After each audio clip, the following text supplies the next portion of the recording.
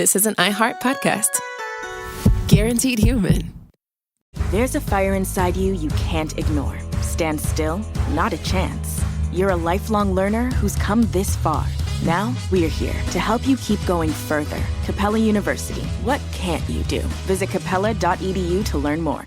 Support for the show comes from Public, the investing platform for those who take it seriously. On Public, you can build a multi-asset portfolio of stocks, bonds, options, crypto, and now generated assets, which allow you to turn any idea into an investable index with AI. It all starts with your prompt. From renewable energy companies with high free cash flow to semiconductor suppliers growing revenue over 20% year over year, you can literally type any prompt and put the AI to work. It screens thousands of stocks, builds a one-of-a-kind index, and lets you backtest it against the S&P 500. Then you can invest in a few clicks. Generated assets are like ETFs with infinite possibilities, completely customizable and based on your thesis, not someone else's. Go to public.com/podcast and earn an uncapped 1% bonus when you transfer your portfolio. That's public.com/podcast. Paid for by Public Investing. Brokerage services by Open to the Public Investing Inc. Member FINRA and SIPC. Advisory services by Public Advisors LLC, SEC registered advisor. Generated assets is an interactive analysis tool. Output is for informational purposes only and is not an investment recommendation or advice. Complete disclosures available at public.com/disclosures.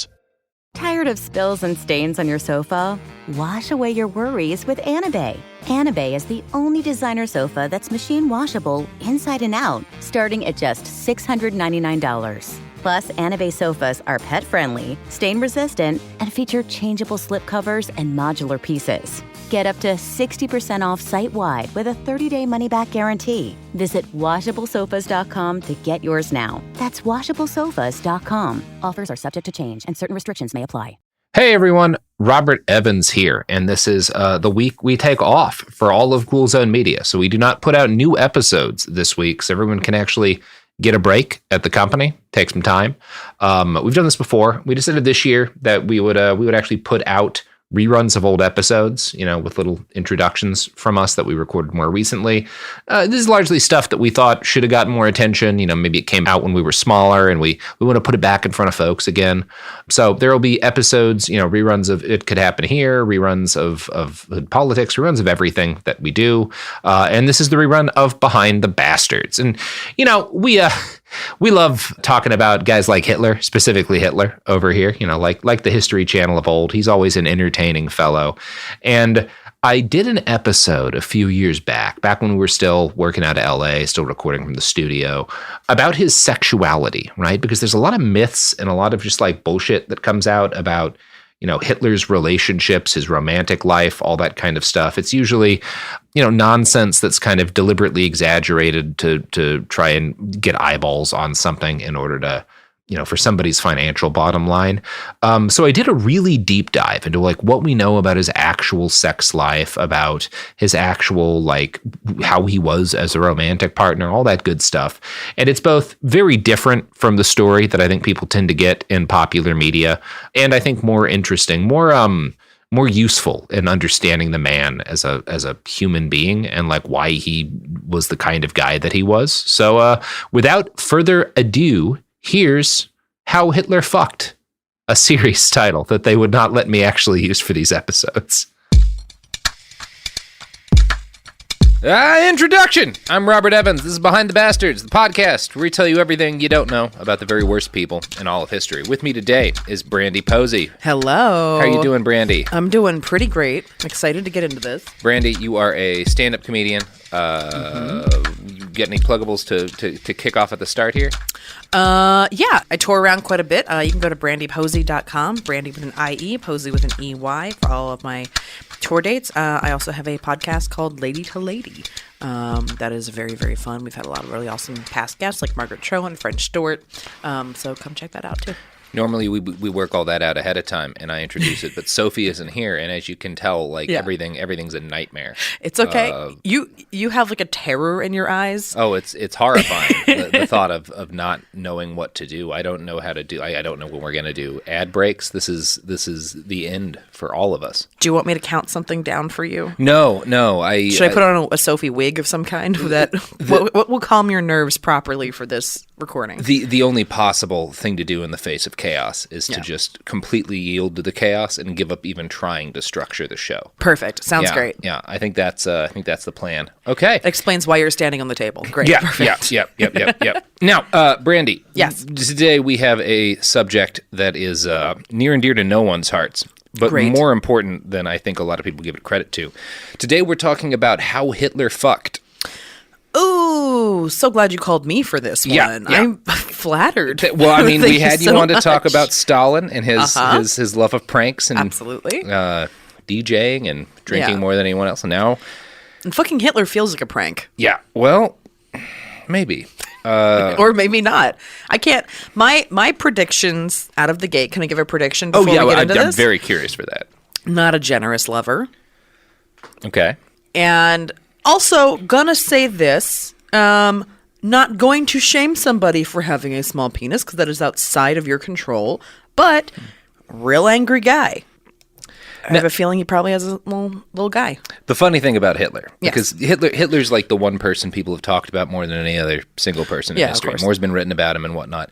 Everything you just talked about, the possibility he had a micro penis, the Yeah. possibility he was not a generous lover, Mm-hmm. this has all been debated by like elderly scholars from Stanford and Cambridge at length. Like that's one of the fun things about Hitler studies is that like that question about whether or not he had a micro penis, like the CIA's weighed in, like it's a thing. Of course. like Imagine dedicating your career to that. Like, Mom, Dad, I'm majoring in Hitler dick. well, just Hitler studies in general. Yeah, and if yeah. you're going to be into Hitler studies, you're going to have some questions about his dick. Yeah. PH dick. PH dick and Hitler's fucking. This is not going to be the most adult episode in certain points, but I'm good with that. I think you'll be surprised where it goes. I think everybody will. I do like that in front of me on the table while recording, we do have a product called Purina Busy Bone, which is just right on the table in front of me. Yep. Speaking of busy bones. Yes. Hitler's... It's debatable. It's all very, very heavily Think his debated. bone didn't get very busy? Lazy bone? It's possible his bone got a lot busier than people give him credit for.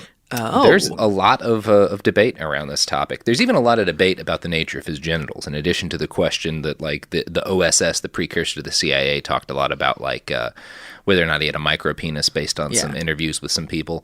There's a hypothesis that a goat bit off his dick when he was very young, and that was the secret of his madness, that a goat bit his dick. I want that to be true. That a lot of people did. Like, again... Man. Where's that elderly- goat statue? I mean, we don't want to celebrate that goat if it's the secret to Hitler's madness. Yeah, I mean, that's true. That's true. Now, and we're not going to get into much of that. There's also a theory that he had one ball, and there was like a song during the war. Hitler has only got one ball. Goering has two, but very small. Na na. Na na na na na. That was like a British ditty, but there were real rumors about it. Is that where that melody comes from? No. Or is that a Weird Al parody about... It was, I mean, Weird Al hadn't been conceived of yet, Yeah, but like yeah. it was a parody of that like tune. Okay, it was just gotcha. an easy tune to mix a song to about For sure. Hitler's testicles. I just wanted to make sure that wasn't like what that original song was, because it was like, how is that not a fact in my lexicon at this point? Okay. We have interviews with a couple of different doctors who, palpated Hitler's genitals, because that's what doctors do, and they all say it's perfectly normal. All right. So there's no hard evidence of that, but it has been debated a lot, and I do think it's important that people know for historical context that when bombs were raining down on London, people were comforting themselves with songs about Hitler and Goering's genitalia. Yeah. I'm pretty into that, for sure. It's great. It's great. Yeah. Fun. Nothing cuts to the core quite like a parody song. No, it doesn't. Now, let's dive deeper into this. Let's get in there. Let's just get on in there. So, as you might guess by the fact that I wasn't even holding up my notes for that whole discussion about Hitler's genitalia and the rumors about it, I am what you might call a Hitler nerd. Yeah. I've read enough biographies of the man that I've started reading books about Hitler biographies that are essentially comparing all of the different biographies of Hitler and like biographies about writing biographies about Hitler. Wow. It's a problem. Yeah. Yeah, it's not good. Do you have like a shelf? Is it like a shelf in your house, or do you have like a cloth in front of it? I own a couple of physical copies, but I for the show, I get too many books. Like I just have everything on Kindle. Like I usually am buying sometimes 2 or 3 in a week. Like it just take too long. It's better to have that all digital. Yeah. Well, although I think if you were to actually see the titles laid out in front of you physically, you'd be like, oh. There's things that would be nicer, but I think it would take a lot longer to put together episodes. Fair. Okay, cool. But the point of this is that I tend to be on the cutting edge of new Hitler research in terms of like what I'm reading. I'm not doing new Hitler research, but I stay up Google to date alert. on it. That's so. Speaking of that, a couple of days ago, I was actively looking for new Hitler facts to just see if any had come out in the last couple of months since I'd checked that. Yeah. And I came across an article in The Independent called "Hitler Was a Sexually Confused Serial Killer, Psychologist Claims in New Book." So that's quite a claim. So I think you can also probably just say serial killer, because I think most serial killers have got, their wires crossed. Yeah, I mean, it's interesting, the term confused for a serial killer, because I wonder if like a guy like Ted Bundy probably wouldn't be like, no, I wasn't confused. This is what I wanted to do. Yeah, exactly. Yeah. The confusion came from wherever the wiring crossed in the first place. But he's very matter of fact about, And the book that apparently makes these claims is titled Hitler I and Hitler II, The Sexual No Man's Land. It's by a best-selling German author and psychiatrist named Volker Ellis Pilgrim. And is that like a new, that's a very dark Cat in the Hat. Hitler I and Hitler II. Yeah. The Cat in the Hat go and they just... Hitler I and Hitler II? Yeah. They can do anything. Oh, no. Under the sun and red. It's a white supremacist parody right there, for sure. Yeah, some Nazi listening in is already hard at work on that. Yeah. Not the Dr. Seuss version. I haven't gotten to read that book because it's only in German, and I do not read German, which is almost the title of a great podcast. There's a podcast called I Don't Speak German about the alt-right that people should listen to if they want. It's kind of like my show, but way more focused on that one narrow group of people. Great podcast. Anyway. I don't read German. Yeah. I don't read German. Podcast is called I Don't Speak German. Cool. Anyway, I couldn't find the book, but I did find some claims that are in the book in this article. Adolf Hitler was a sexually confused serial killer whose violence was driven by lust. In his new book, Mr. Volker claims the Nazi leader had an orgasm while watching a film in which Austrian soldiers massacre French troops. Now, this kind of story is a treat for me because I'd never heard of this particular Hitler story before. Yeah, and I'm always looking out for some new H facts. So. Quote, he quotes Marianne Hopp, an actress who was an acquaintance of Hitler, describing a time that she went to the cinema in the dictator's Berlin palace to watch a film called The Rebel. It featured Austrian troops hurling boulders from a mountain onto the French below.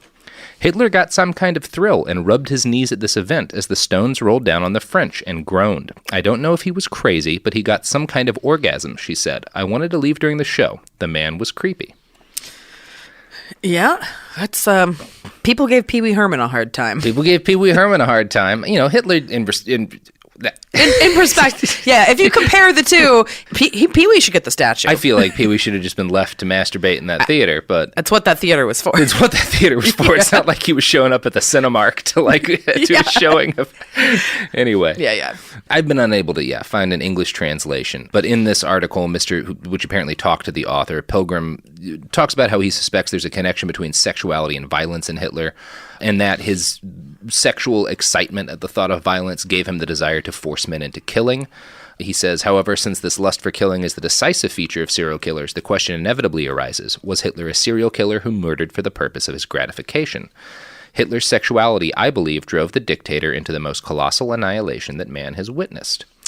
Now, that's this guy's claims. And interesting premise. Okay. Interesting premise. I can see why a lot of people would want to believe that. Yeah. Mr. Pilgrim also speculates about Hitler's sex life, claiming he abstained from sexual relations with his mistress and then wife, Eva Braun. Now, this all sounds, I think, to a lot of people, they might read this and be like, okay, well, this seems, of course he was crazy. Maybe that makes him, he was just a serial killer who wound up in charge of a country. Yeah.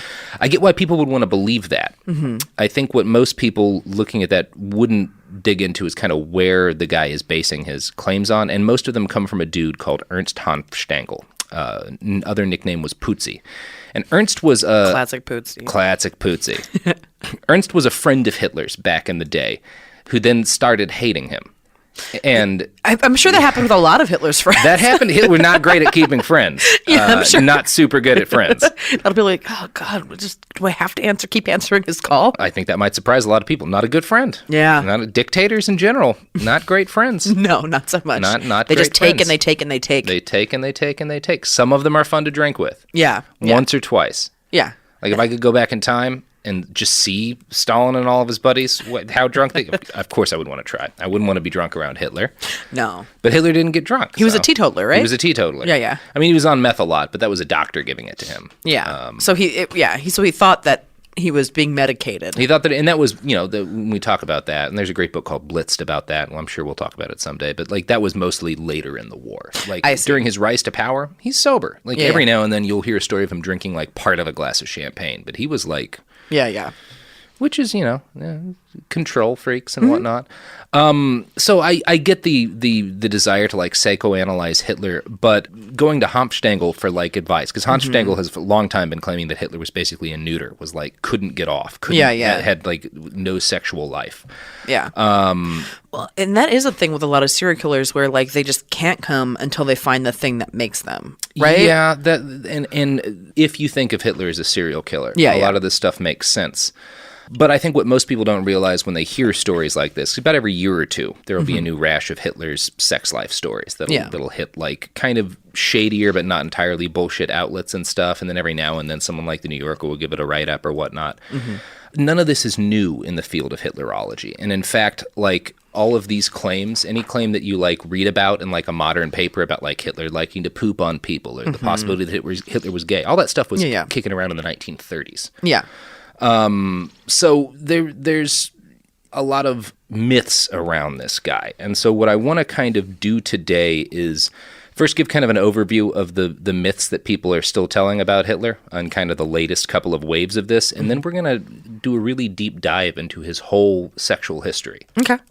His relationships, everything that there is about him in like reputable scholarship. So... Jeez, so if you and Hitler matched on Tinder and you wanted to Google him to find out what was really going on, this would be the episode to listen to. This would be the episode to listen to. And spoiler alert, don't date Hitler. No. Don't date Hitler. No, don't. Probably not going to go well. Yeah. So back in like March of 2016, I came across an article in the Daily Star with the title, Adolf Hitler was gay and loved teenage boys, CIA files claim.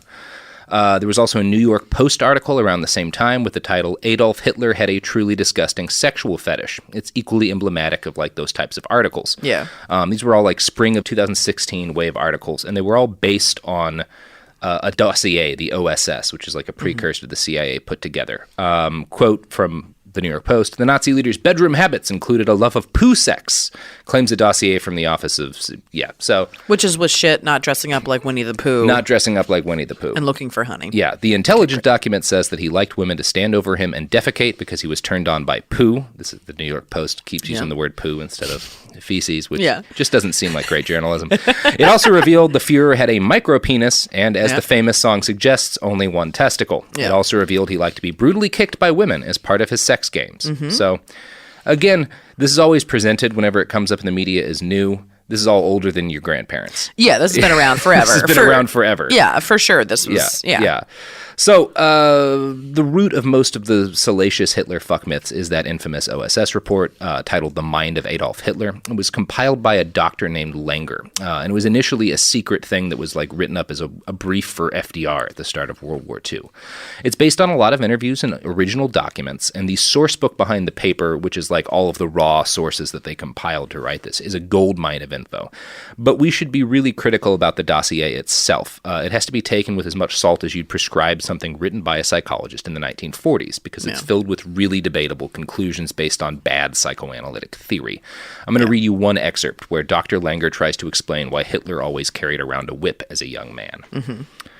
Quote, anyone who has ever seen Hitler talking in a bashful and puerile way to a woman would easily be led to believe that in marriage he would be the underdog, but that is manifestly wrong. It would seem that the whip plays some mysterious role in his relationship to women. In Dr. Sedgwick's opinion, during the almost 15 years of association with Hitler, the whip with which Hitler loves to gesticulate figures as a kind of substitute or auxiliary symbol for his missing sexual potency. All this wielding of the whip seems to be connected with a hidden desire on the part of Hitler for some state of erection which would overcome his fundamental sexual inferiority complex.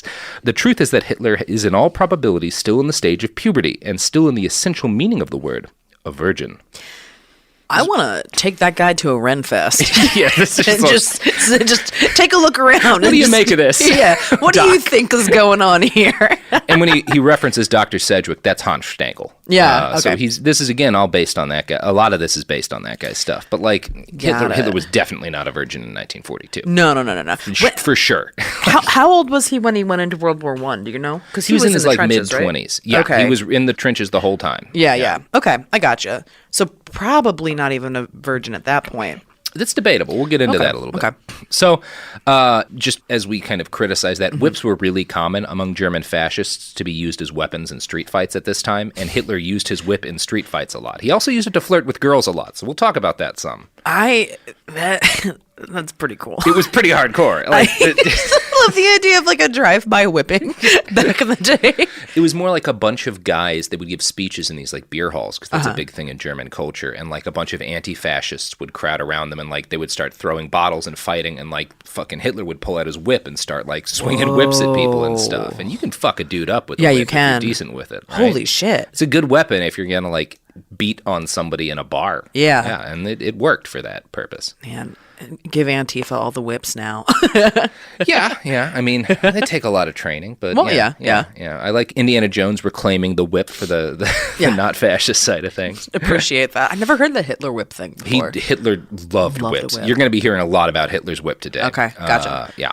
So, anyway, because of all of this misinformation, because of all of these like conclusions that people still trot out based on like fucking 1940s psychoanalytic theory, I have gone through two different Hitler biographies. The ones I consider probably the two best, John Totland's and Ian Kershaw's, as well as a great book called Explaining Hitler that's like a synthesis of a bunch of different biographies. And I've tried to present what I think is the most complete picture of the verifiable facts of Hitler's sex life. So anyway, if we're going to understand how Hitler fucked and how people talk about how Hitler fucked, we have to start with Hitler's sexual prehistory. Okay. What we know about how his dad fucked. Oh, great. Or, to be more precise, who his dad fucked. Ooh. So, well, his mom, at least. definitely his mom. Definitely his mom. That's a given. At least twice, right? Because he had a sister, a younger sister or something, right? Yeah, I think she was a half sister. You know, I don't remember that off the top of my head. Gotcha. His genealogy is very complicated. Yeah. So there was there was a girl in a room in his house growing up. Yeah, Paula Hitler. He had a sister, and he actually, like, one of the nice things Hitler did in his life is that as a younger man, he gave her his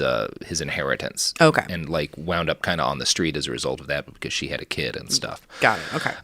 So one thing we leave out a lot when we talk about Hitler's rise to power is the army of crusading journalists who fought a desperate battle to stop him from taking control. They failed, obviously, and a lot of them died, but for a while their investigations scared Hitler.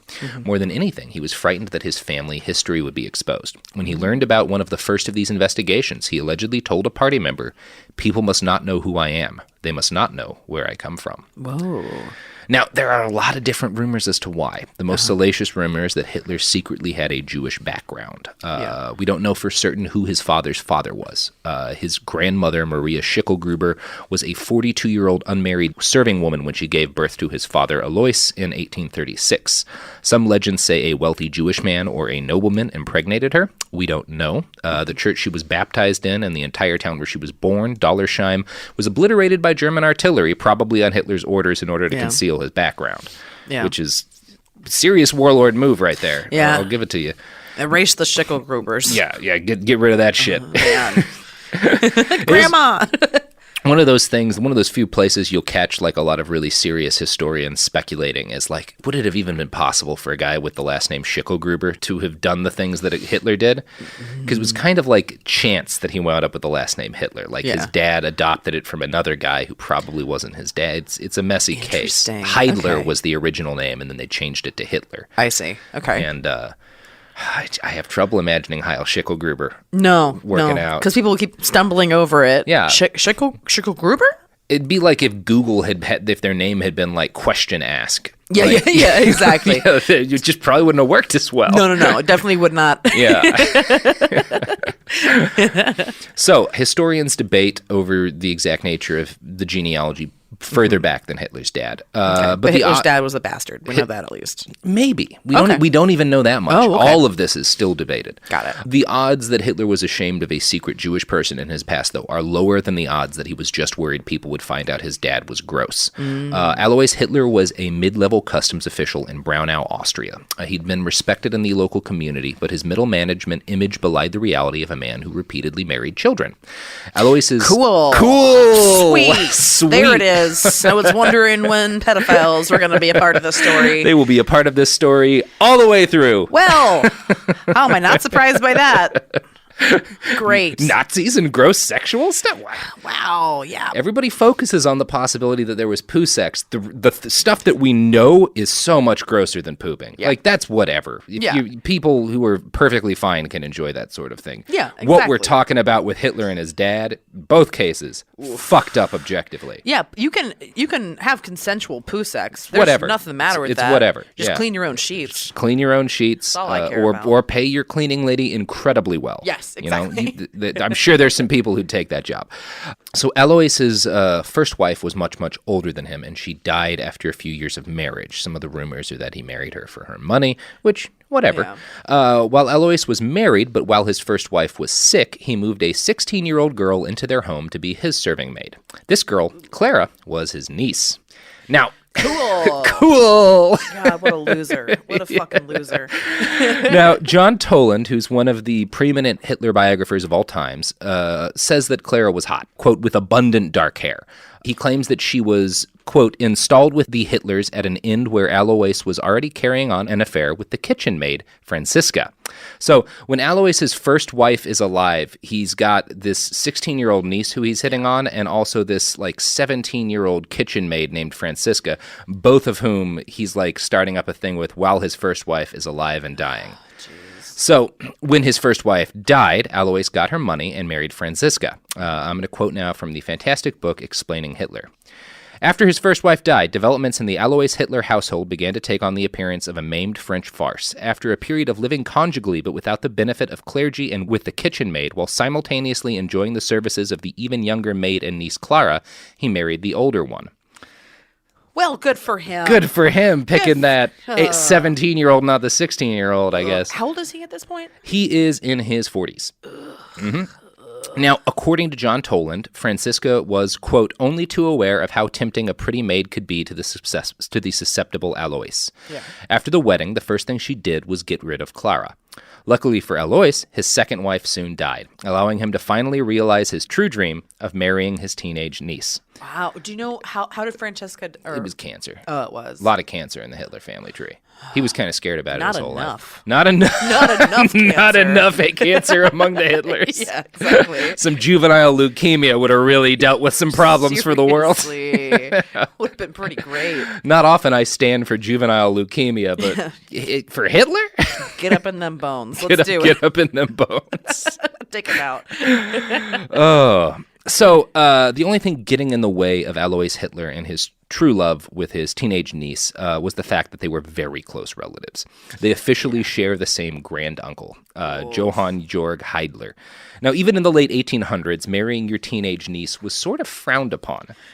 Yeah. Yeah. I could see that. This is not one of those things where, no, it was normal at the time. Everybody's marrying their 16-year-old serving girl niece. No. Alois had to get special dispensation from the Pope to marry and continue fucking his niece. He wanted to fuck his niece so bad, he got papal approval. Oh, my God. That's Hitler's dad. Just, dear Pope. Dear Pope. I got my niece. You got to see this girl. Yeah. Let me send you a couple of pictures. I drew some crude juristic drawings. Just because you chose to be celibate doesn't mean I need to be celibate, and I'd like to break that with a child. With a child I'm related to. Related to, and kind of morally responsible to. Can I get a thumbs up? Yeah, thumbs up, thumbs down. What's Catholicism say? And the Pope just said, "Go for it." Go for it. Yeah, Hitler's dad had. Every pope official is great. papal permission to fuck his niece. All popes are great. Popes All have popes never are done great. anything wrong. What a great thing to exist, a pope. cool. So Hitler was Catholic? Or Hitler's dad was I mean, Catholic? Okay. Hitler didn't really give a shit. Well, I mean, he was a Hitlerist. I would like say. technically, I guess on paper. Yeah, and at that point in Austria, you're not going to not. You got to be straight with the Catholic Church. It was just, it's Austria. It's Austria in the late 1800s. How did this guy not get like the sin guilt shit worked into him? I mean, he might have. I assume there were a lot. I assume there was talk. I assume people were like, "It's kind of fucked up, right?" Yeah. But I feel so bad about fucking my niece child. Well, I don't know if he did, but I'm gonna guess people in town. Yeah. There were some but those people all died of typhus. So we don't know what they were talking about. Not enough typhus. Not enough. Just get rid of all them Austrians. Okay, so to make things even creepier, according to Ron Rosenbaum's Explaining Hitler, quote, even after the Vatican granted the dispensation, Clara continued to call her new husband what she called him when she was still his maid mistress, uncle. So Hitler's mom called his dad uncle the whole time Hitler was a kid. That's worse than when parents call each other mother and father. Yeah, that's grosser than, that's like Mike Pence shit on another level. Yeah. God, yeah. My uncle. Yeah, it's gross. It's really gross. It's really fucking nasty. Yeah. This is the relationship Adolf Hitler was born into. So I'm not going to say in fairness to Hitler, because you don't give Hitler credit for anything, because he's Hitler. Yeah. But as a baby, that's a rough situation to land in. Yeah. Man, also, this is some classic uncle bullshit. Yeah? You always got a good uncle and a bad uncle. There's always like a bad uncle. When you got a bad uncle, it's nothing worse than a bad uncle. Hitler's dad was like the platonic ideal of a bad uncle. Ugh, like the uncle that everyone's like, can he not come to Thanksgiving? Can we not have him around? Please, just cut that uncle out of everything. Yeah. Okay. So Hitler's dad marries two women that Hitler biographer Ian Kershaw describes as young enough to be his children. As a dad, he's remembered generally as a strict authoritarian figure, but most people who knew the family when his dad was alive say that Alois wasn't, particularly violent or bad by the standards of the time towards his kid or his wife. Yeah. We would probably, almost certainly, call the discipline that Hitler endured child abuse today, but it was not out of the norm for the area. And most of the boys in Austria who grew up around Hitler didn't grow up to be Hitler. So you don't want to put too much influence on the fact that his dad was an authoritarian, but a lot of the boys around Hitler did grow up to be Nazis, so let's not discount the impact of authoritarian parenting either. Yeah. But it's probably not what we're looking for if we're looking for the whole reason Hitler went all crazy. The fact that his dad hit him sometimes. Yeah, exactly. It's like that's not going to be, that's a real A to Z connection. Yeah, exactly. Yeah. You're leaving out some stuff if you drop it down to that. Yeah. My uncle father. My uncle father. Uncle dad hit me. My uncle daddy. Oh, Jesus. Oh, Hitler. So we're going to dig into Hitler as a young man and his early love affairs. Great. And spoilers, they're as creepy as everything else in this podcast is going to be. I'm not surprised if you thought Hitler the dad was bad. No, there's no way like Hitler... Adolf is like a Lothario coming from this place at all. No, what's surprising is how much like Elliot Rodger he is. Oh, I'm not surprised by that. Oh, fucking course he is. These fucking losers.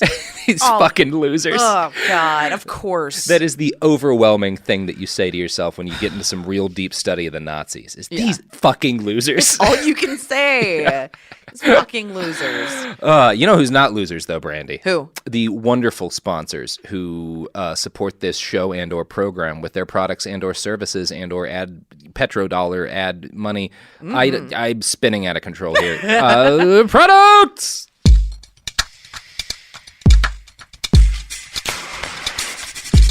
We're back. Whew, boy. Love those products. Hate Hitler. Love those products Hitler, as much as I hate Hitler. Exactly. And there's nothing that's a squeegee for your brain as well as a solid product or just a nice service, especially on like a hot Hitlerful day. I just like being told the possibilities. The possibilities. Yeah. You know what Nazis didn't like? Possibilities. Of course not. But that's what you get with products and services, is possibilities. Yes. A lot of good economic discourse coming out of this episode. Yeah, absolutely. We should write a book. Let's write another Hitler book. There aren't enough of them.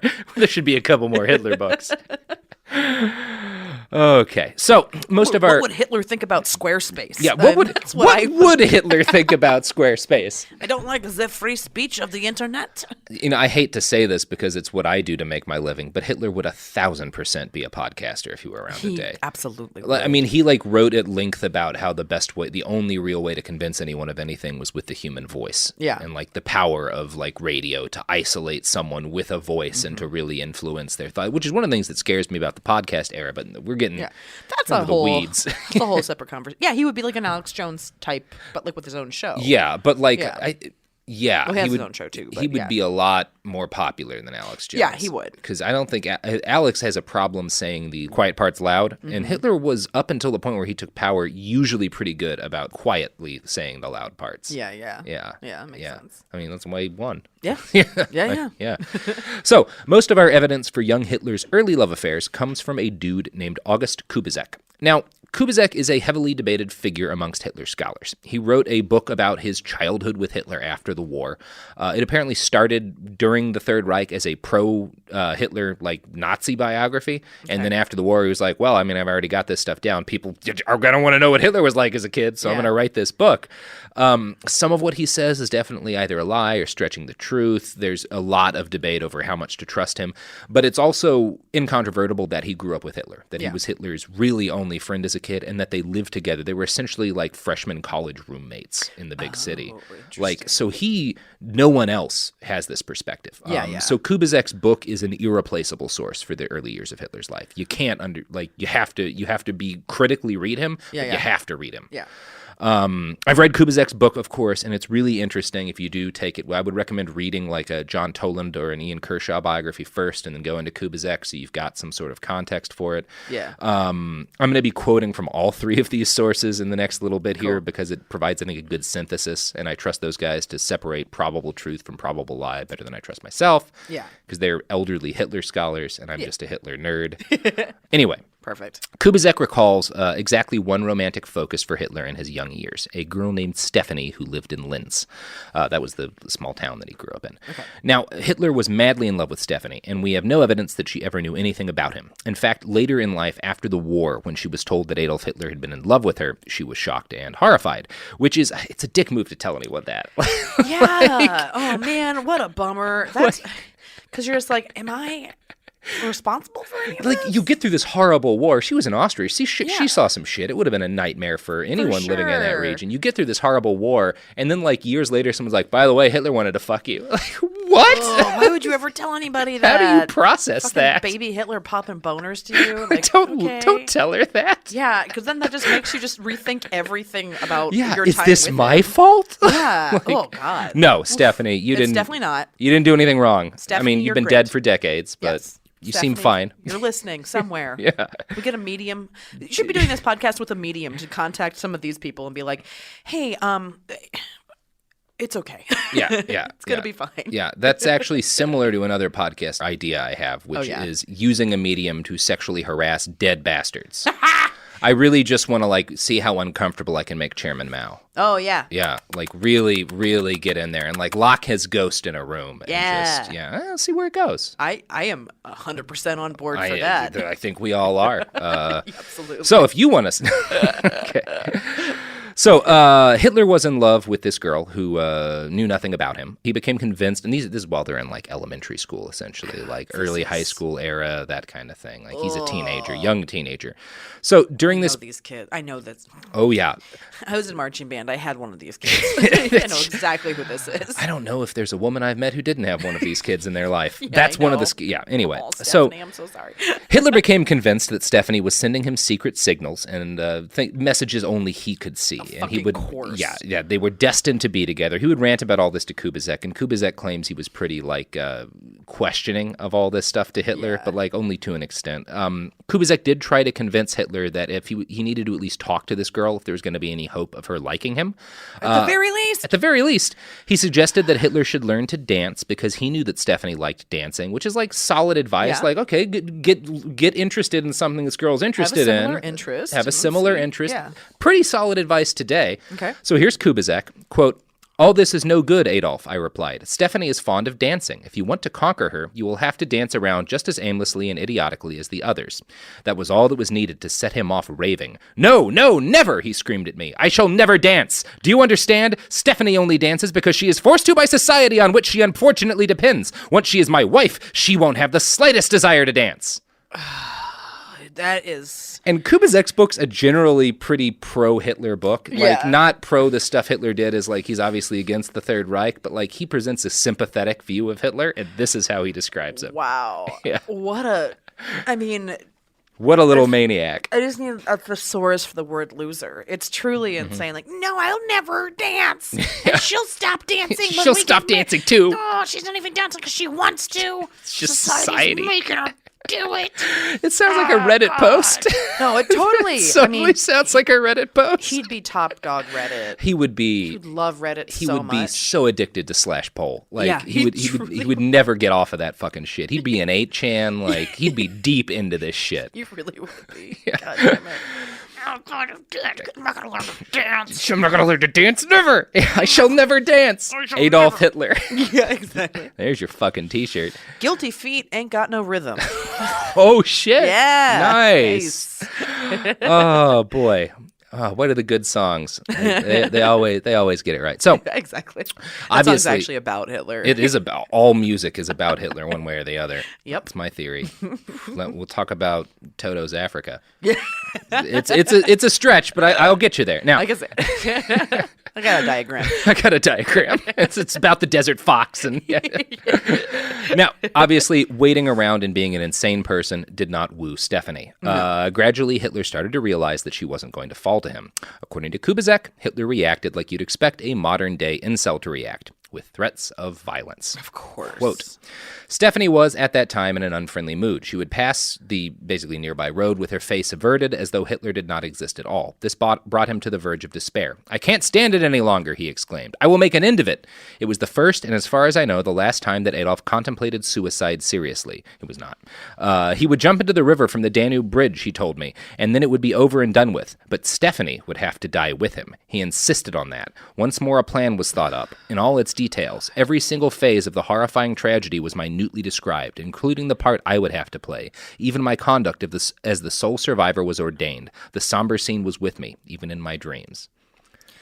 Young Hitler! Oh, God. Just the most emo little shit. Wants to kill himself and a girl who doesn't know him. Oh, God. Like, had he even talked to her at this point? No. As far as we know, he never said a word to her. Oh, my God. I just, you can't hate him more, but you find new depths of hate. You find new depths of, Hitler. It's like, oh, here's a new cavity of hate I haven't filled for you. I didn't expect this. God, you fucking loser. You fucking loser. It's just like, you know that he's a loser, and then it's just like, from this age, too, you're like, oh, God, just go to a Toastmasters class or something, you piece of shit. This is part of why I get all frustrated when people are like, he was a sexual serial killer, and that's why, no, dude, he was just a lame-ass dude. He's for sure like an incel MRA Yeah. douchebag. I am owed. I am owed this woman, and she doesn't deserve to live if she doesn't like me, even though I've never even talked to her. Like, were his parents together his entire his life? dad died when he was, in his teens, and his mom died, not all that. I mean, his dad died when he was pretty young, and his mom died also when he was pretty young, like a young adult. So I don't think his dad was pretty authoritarian, but once his dad kicked off, it was kind of just his mom, and she was he was a mama's boy. She was sort of a doting mom. Was that Clara? Yeah, Clara Hitler. Yeah. Adolf Hitler's mom was Clara. Okay. Yeah. Okay, I see. Gotcha. Yeah. So he's born in incest, and then his dad dies, and then he's raised by. Okay, gotcha. Yeah. Cool. So, outside of his obsession with Stephanie, Kubizek says he doesn't know of any individual women in Hitler's life in this period. Certainly no one he might have fucked. When they became young adults and moved to Vienna together, Hitler remained unlaid. Here's John Toland's coverage of Kubizek's recollection. Quote, On promenades, girls and women would often slyly glance at them. At first, Kubizek thought their interest was directed to him, but it soon became apparent that the reserved Adolf was the object. He coldly ignored their silent invitations. If the two did nothing about sex, they spent hours at night discussing women, love, and marriage, with Adolf as usual dominating the conversation. Over and over, he insisted that he must keep the flame of life pure. That is, he believed, in accordance with his Catholic upbringing, a man and a woman should keep themselves chaste in body and soul until marriage, and just thus be worthy of producing healthy children for the nation. But the dark side of sex also haunted him, and he talked by the hour about depraved sexual customs.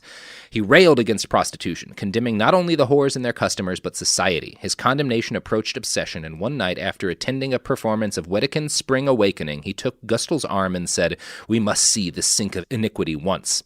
They turned down a small dark alley. It was the Spittelberg-Gasse, and walked past a row of small hostels, so brightly lit that they could see the girls inside. In their scanty and slovenly attire, they sat there, recalled Kubizek, making up their faces and combing their hair and looking at themselves in the mirror, without, however, for one moment losing sight of the men strolling by. Occasionally a man would stop in front of a house, converse with a girl, and the light would go out. When the two youths reached the end of the alley, Adolf maneuvered them in an about-face, and they took another long look at the appalling sight. Back in their room, Adolf went into a lengthy tirade on the evils of prostitution with, quote, a cold objectivity as though it were a question of his attitude towards the fight against tuberculosis or towards cremation. Wow. So this is young Hitler, celibate, wow, angry about other people not being celibate, and a real thought audit level hatred of sex workers. He is gallons of cum in his sleep at this point in his life. Yeah. I mean, every fucking night. What a shitty little... His socks shatter when they're dropped. I know, seriously. I just cannot imagine, like, how many fucking wet dreams this dude is having constantly. And they're all about the stuff that he says is terrible. Yeah. Because that's why you rant about this for hours to your best friend. Yeah, right? you're He's like obsessed with concealing an erection as he yells about prostitution. I can't believe this prostitutes are just out there trying to make a living of any kind in this world. Again, we all knew a Hitler. Oh, like, yeah. We've all known this kid. Oh, God, no, absolutely. Oh, God, yeah. He's like the one that, that's like one of the names that you text the other people you went to high school with that you just laugh about when you hear their name. Yeah. You're like, remember that guy? Oh, fuck, yeah. Yeah, that's oh, crazy. that guy, yeah. Ugh. Yeah. Ugh. So Hitler's mom died like right before this point of like a really, really horrifying cancer. And then, you know, he wound up in Vienna with Kubizek, which is where that happened. They lived together for a while, but Kubizek was successful. Like he was a really good musician. And Hitler, you know, didn't get into art school. That's a pretty famous story. He eventually ran out of money and wound up living in a men's home, which was essentially like a homeless shelter for vagrants. Okay. According to Ian Kershaw, being homeless did not improve Hitler's game. Yeah, I can't imagine that it would. No. Quote. To be fair, a home wouldn't have improved his game either. It seems like he was kind of hopeless either way. Yeah, I don't know if either way would have helped him too much. Quote, when his circle of acquaintances got round to discussing women, and doubtless their own former girlfriends and sexual experiences, the best Hitler could come up with was a veiled reference to Stephanie, who had been his first love, though she never knew it because he never told her. The impression left with Reinhold Heinisch was that Hitler had very little respect for the female sex, but very austere ideas about relations between men and women. Heinisch recalled Hitler telling him of a brief encounter with a milkmaid while he was still at school, ending abruptly when she made advances and he ran away, knocking over a churn of milk in his haste. This was probably a lie by Hitler. Hitler described his own ideal woman as a cute, cuddly, naive little thing, tender, sweet, and stupid. Cool. That's great. You want to fuck a baby, you piece of shit. I mean, yes, it runs in his blood. It does run in his blood. Yeah. Oh, God. It's going to be weird how much it runs in his blood. Yeah. But first...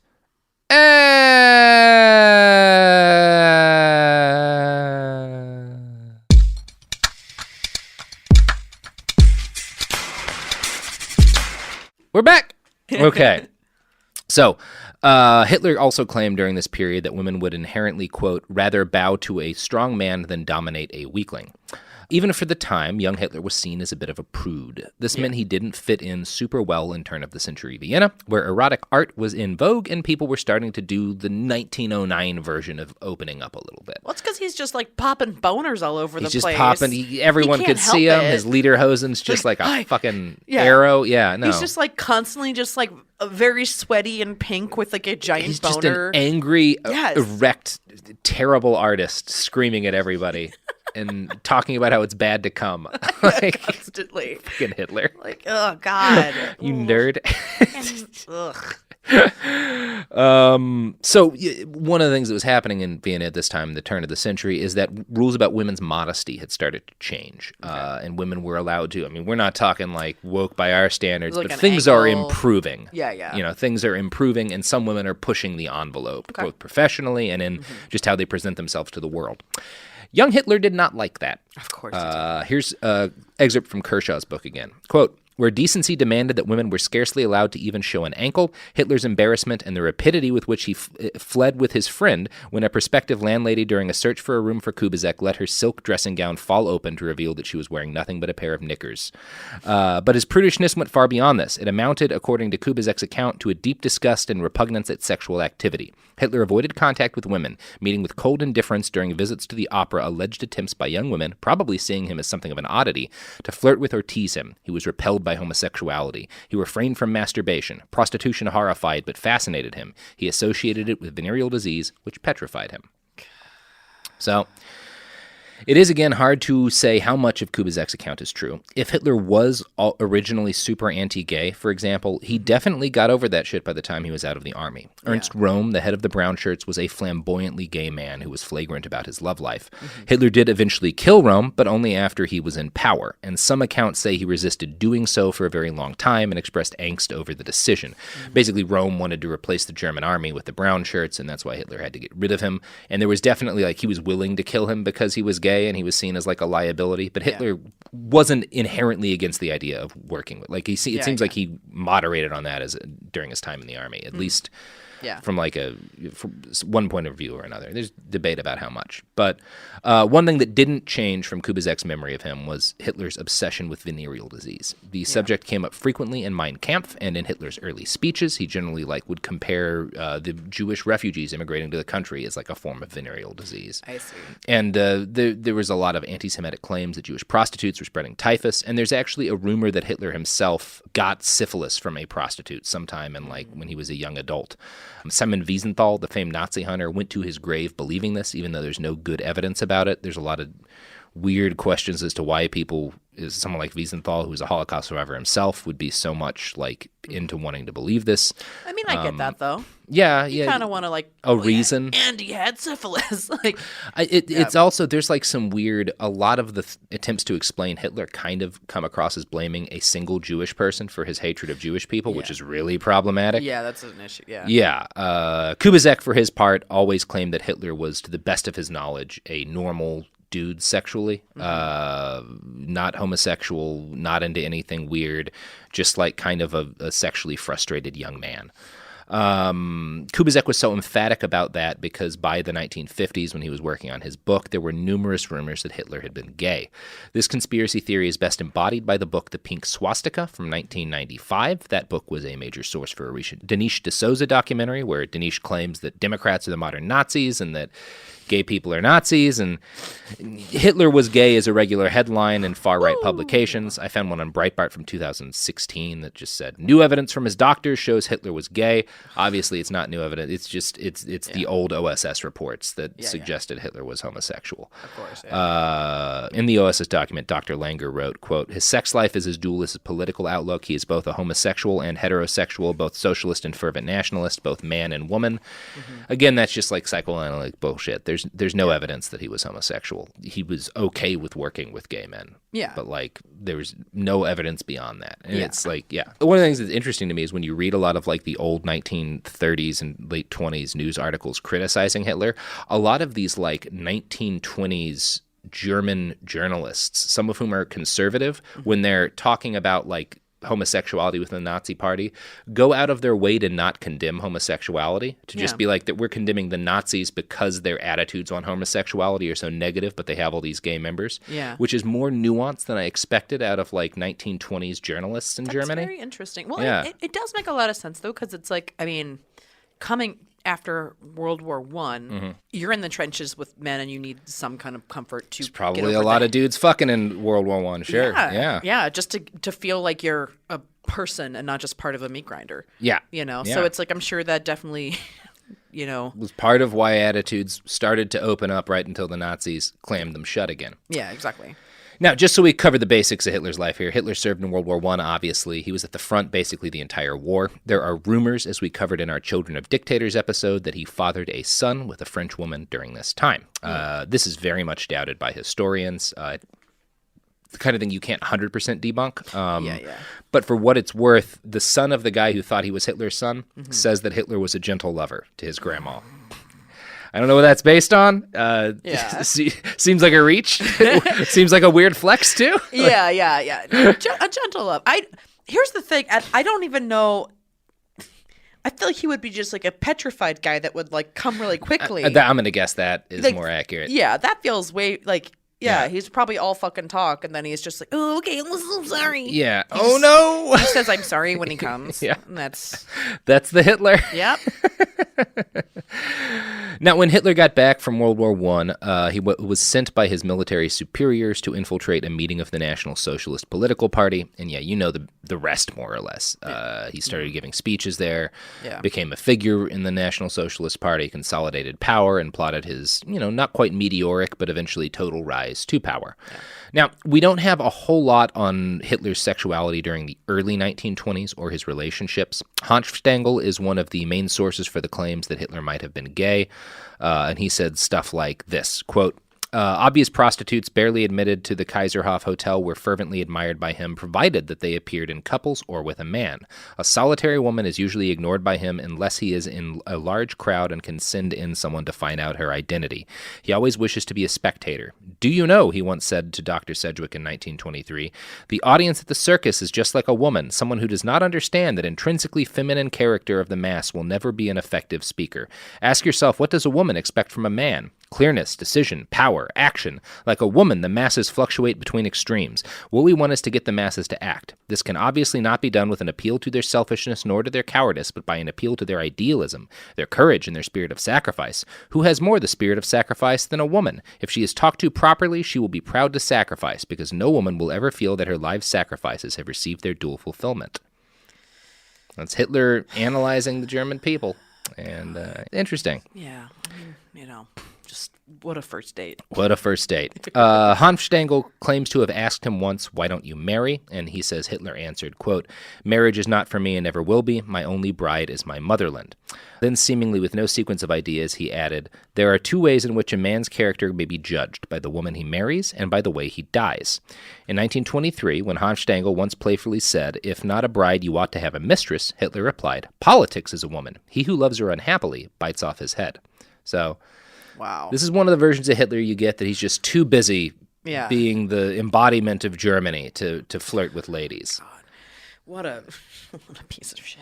I think in this stage, he continues that line the rest of his life. I think in this stage, it's not true, but he's not actually dating around that much. I think in this stage, he's still too awkward. He starts to have success with women when he gets popular. Yeah, when he starts getting some power. Yeah. Because then it's not about him, it's about the mythic thing that he's created. And in that case, he keeps saying that out loud and hiding his relationships with women, but he's also fucking some people. So anyway, that's the way this goes. So it's hard, basically impossible to say when Hitler lost his virginity. We do have one spectacular example of Hitler striking out with a lady. It happened in 1923, right before Hitler's famous beer hall putsch, when they were at Berchtesgaden. Now, the story is related by Hanfstaengl, who had come to visit Hitler in Berchtesgaden on invitation, but Hitler didn't own a house there or anything at that point. They were all staying in a hotel. Okay. The manager of the hotel was a guy named Herr Buchner, who was a German flying ace in World War I, and who had, according to Hanfstaengl, a, quote, strikingly buxom 6-foot-tall blonde wife, which made her taller than Hitler. This rather vulgar, sensuous, blue-eyed woman had manifestly succeeded in completely inflaming Hitler to a degree that made him seem entirely beyond himself. His breath was short, his cheeks feverish, his eyes filled with exaltation. In a swashbuckling manner, Hitler was, strutting up and down the large veranda and garden, swinging his whip. He would stop now and again to talk to Frau Buchner, whip in hand, punctuating his sentences with the whip in a schoolboy fashion. He was obviously showing off, talking at Frau Buchner in the numerous gallery of admiring females, all party adherents.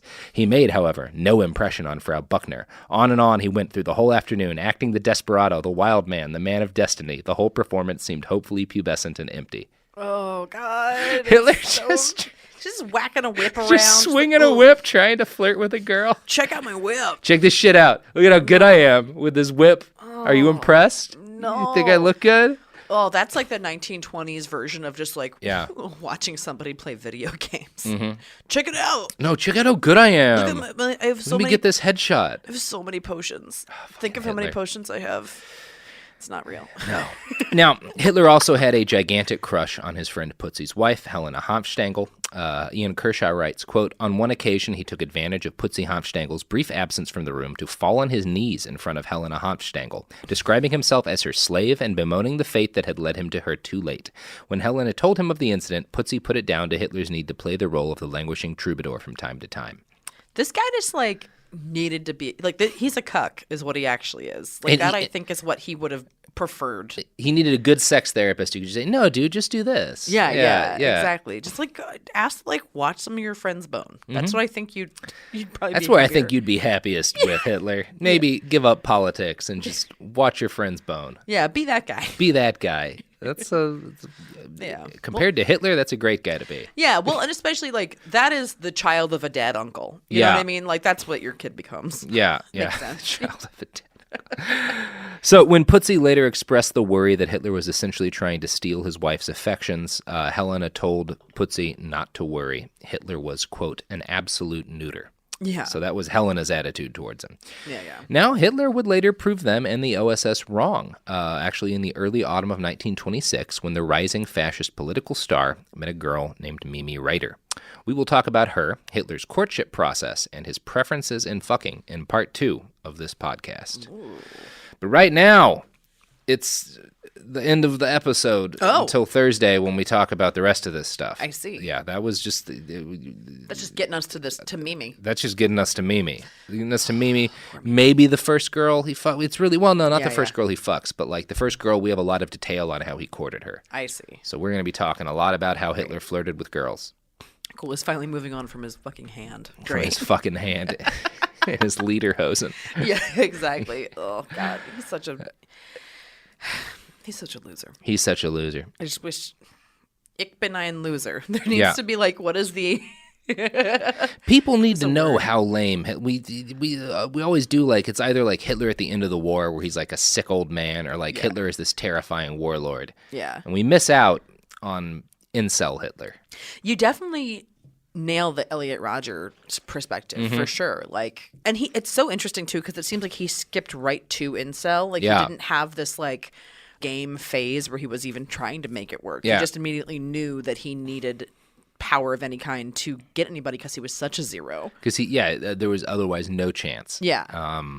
The entitlement, all of it. Yeah, it's I hate it. It's gross. You know, I try not to like psychoanalyze how much of this was like, did he get into power because he wanted? Like, I think it was probably ancillary, and everyone does things for a lot of reasons. But like, you can't look at his backstory and not see that like frustrated kid who just like, doesn't understand why some people are good at that and he's not, and like is pissed because of it. Well, and it's just like the entitlement, as opposed to like growing yourself and making yourself a more well-rounded person. Learning to dance. Yes, exactly. I mean that's exactly it. It's like all like these kind of guys. It's just like just get a hobby that isn't just like trying to fuck somebody. It's like no, just be a well-rounded person in your own regard, and then people will be interesting for people to be interested in you. Yeah, because his whole thing, and like in Kubizek's book, it becomes like the way he portrays Hitler is like he loves talking about his opinions on everything. Of course. But he's not good at much. No. He just loves to talk about what he thinks about things. Yeah, of course. And like, learn to dance, man. That kind of self-important with nothing to back it up. It's just... We don't care. Learn to dance. Yeah. Like, life's not that serious. Just like learn to dance a little bit. Go do something besides yell at people, Hitler. Yeah. Get a fucking dog. Yeah, get a fucking dog. Well, he did do that. And we will talk about how dogs play into his flirtation style soon. Of course they do. Yeah, it's going to be gross. Brandie, you got some pluggables to plug. You can find me on Twitter and Instagram at Brandazzle, Brandazzle. I have a podcast called Lady to Lady that's very fun, out every Wednesday. Me, Barbara Gray, Tess Barker, with a fourth guest every week. And then if you are in Los Angeles, I have a monthly show every second Saturday called Picture This. That is, it's at the Virgil. It's a $10 show. It's comedians paired up with animators, and they live animate your jokes during your set. It's It's very, very fun. We just had Pendleton Ward, the creator of Adventure Time, on the last one. Awesome. Craig Bartlett does our show a lot. He's the creator of Hey Arnold, and we have people from like BoJack and Big Mouth and like all sorts of awesome cartoon shows. It's super fun. Oh man, that's crazy. Yeah, and that's sounds awesome. Yeah, it's really fun. It's second Saturday of every month. It's my favorite thing to do. And then I tour like half the year. So BrandiePosey.com. And that sounds so much more gratifying than just talking about Hitler's sex life. It is. But if you're into Hitler's sex life, you should follow my Twitter. Yes. I'm at iWriteOK. You should follow this show's Twitter at BastardsPod. You can find the sources for this episode and every episode on BehindTheBastards.com. Look us up on TeePublic, Behind the Bastards, TeePublic. Buy a shirt, wear it, fight Hitler, even though he's dead, and you're not actually fighting him. Just buy a shirt and feel better. Capitalism. You can find us on Twitter and on Instagram and at BastardsPod. Sophie isn't here, and this is a goddamn train wreck. Play me out, Johnny.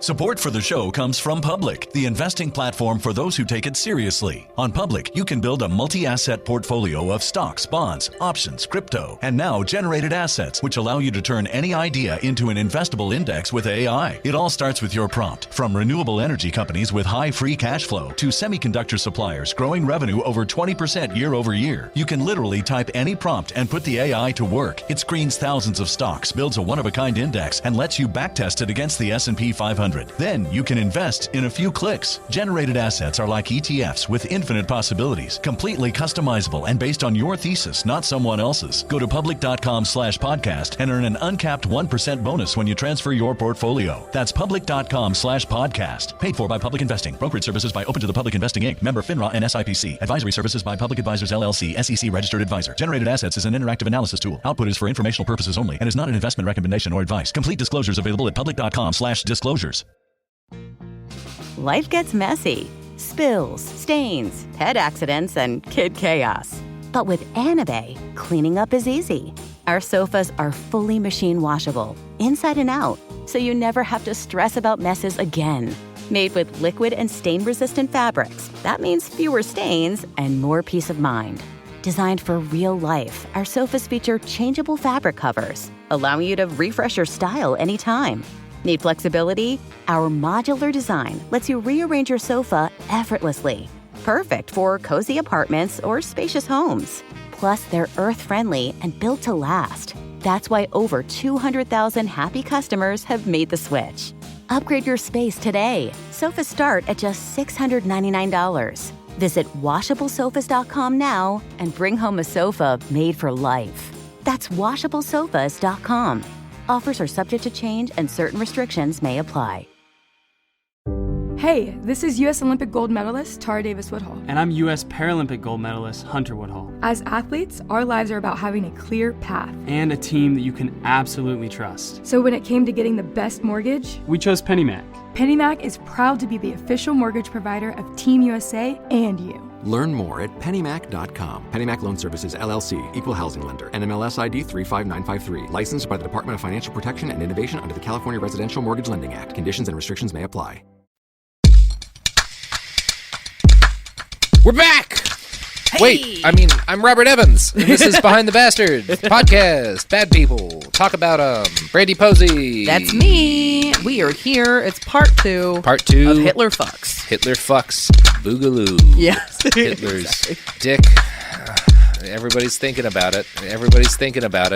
Part two of Hitler's stupid dick. And I'm going to guess, he doesn't seem like a guy who did a lot of core strengthening exercises, so I'm going to guess a little low energy. No. Yeah. Hitler is like a 5-pump kind of guy. And then he gets mad at you. I know what his hair would do. Because I can imagine like a sweat-drenched fucking Hitler with just like that little thing flipping down on the front of it. Yeah, he's just constantly so mad. Like so every mad. orgasm makes him mad because it makes him happy. He just gets angrier and angrier the more he comes. Yeah, exactly. It's just like, Hitler. Why does it make me feel good? I don't understand. Good is bad. Yeah. I am Hitler. I was going a little Russian there. A little. Yeah, I'm not great at accents. That's okay. Anyway, the podcast, the Hitler. When we left off, we just sort of established Hitler's youth and his young adulthood, the way his best friends talked about him and his sexual life, although after they were no longer his best friends. So again, I'll take everything you hear about Hitler with a little bit of salt. Yeah, exactly. One thing we know about the guy for sure is that Berchtesgaden was his happy place. It's basically a quiet mountain town where he eventually built a giant fortress up there. But he had like a room on like to the top of the mountain where he could stare pensively out at the skyline and contemplate being Hitler. He just needed emo. I think he just needed like Elliot Smith would have saved the world a lot of problems. Yeah, exactly. I feel so seen. Yeah, I feel so seen. He is also right. Life is pain. I understand. I'm becoming Transylvanian. So yeah, the accents are going to be all over the fucking place. Whoa, I'm Hitler. Oh boy! Now, in autumn of 1926, Hitler took a trip to Berchtesgaden in order to relax and plot the Nazi Party's next series of electoral coups. Well, he was staying at a fancy hotel. Oh, a writer's retreat. Yeah, basically a writer's retreat. Yeah, okay. He was going up to Big Bear to like write. Great. Get his tight five down. But I wonder if he also took a bunch of spinach with him that he didn't end up eating. Almost certainly. That's every writer's retreat I've ever gone on. I'm just like, I'm bringing nothing but kale. A lot of kale. None of it gets eaten. I just go to Taco Bell instead. Hitler had that experience too. Oh yeah, for sure. Yeah. Now, while he was staying in a fancy hotel, Hitler met a lady named Maria Reiter, Mimi to her friends. Now, young Mimi was in a rough spot in life. Her mom had died of cancer 2 weeks earlier. Her dad, a member of the Social Democratic Party, had pulled her out of her Catholic boarding school to help run the family clothing store. Now, the store was located in the bottom floor of the hotel where Hitler was staying, and Hitler saw her as soon as he arrived. Seemingly at once, this 37-year-old politician saw a grieving 16-year-old girl and was like, I gotta give me some of that. Oh, Hitler! No. It's the only moment his dad's ever been proud of him. Just like, hell yeah. Oh, there's one more. Okay, great, of course. Probably a couple. Really. Like father, uncle, like son, cousin. Sunkle. Yeah. Now, even at the time, 16 was a bit young for a middle-aged man to date a... That became a pattern with Hitler. The older he grew, the age of the girls he flirted with stayed the same. Yep. Yep. This all tracks. Yeah. No. I. Here's the thing. Nothing you've said is surprising to me. Yeah. You're just like, yeah. No. That fills in that part of the puzzle. That fills in that part of the puzzle. It's just like picking up little pieces. Yeah, who knows? This guy's not such a mystery. Yeah, exactly. I feel like I've known a few of him.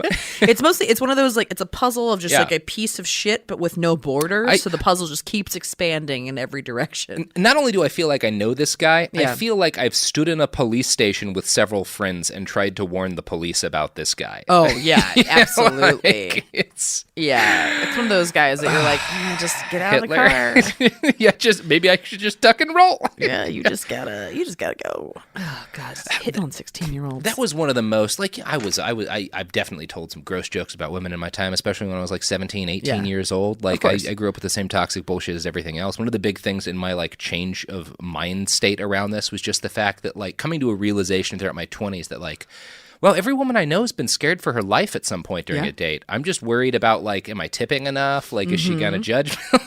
Yeah, like the stakes are very, very different really on both sides. Yeah. You're like, oh, yeah. I get it. I'm sorry. Hitler's one of those guys today who would have made a lot of women scared. Yes. Yeah. Yeah, exactly. And then been like, oh, it's your problem. It's your problem. It's like, no, man. I'm not sure what the accents are going. Just have a little bit of empathy for somebody's situation that might be different from yours. Yeah. So Ian Kershaw notes, quote, Hitler preferred women much younger than himself, girls he could dominate, who would be obedient playthings but not get in his way. I'm going to guess that it seems pretty accurate.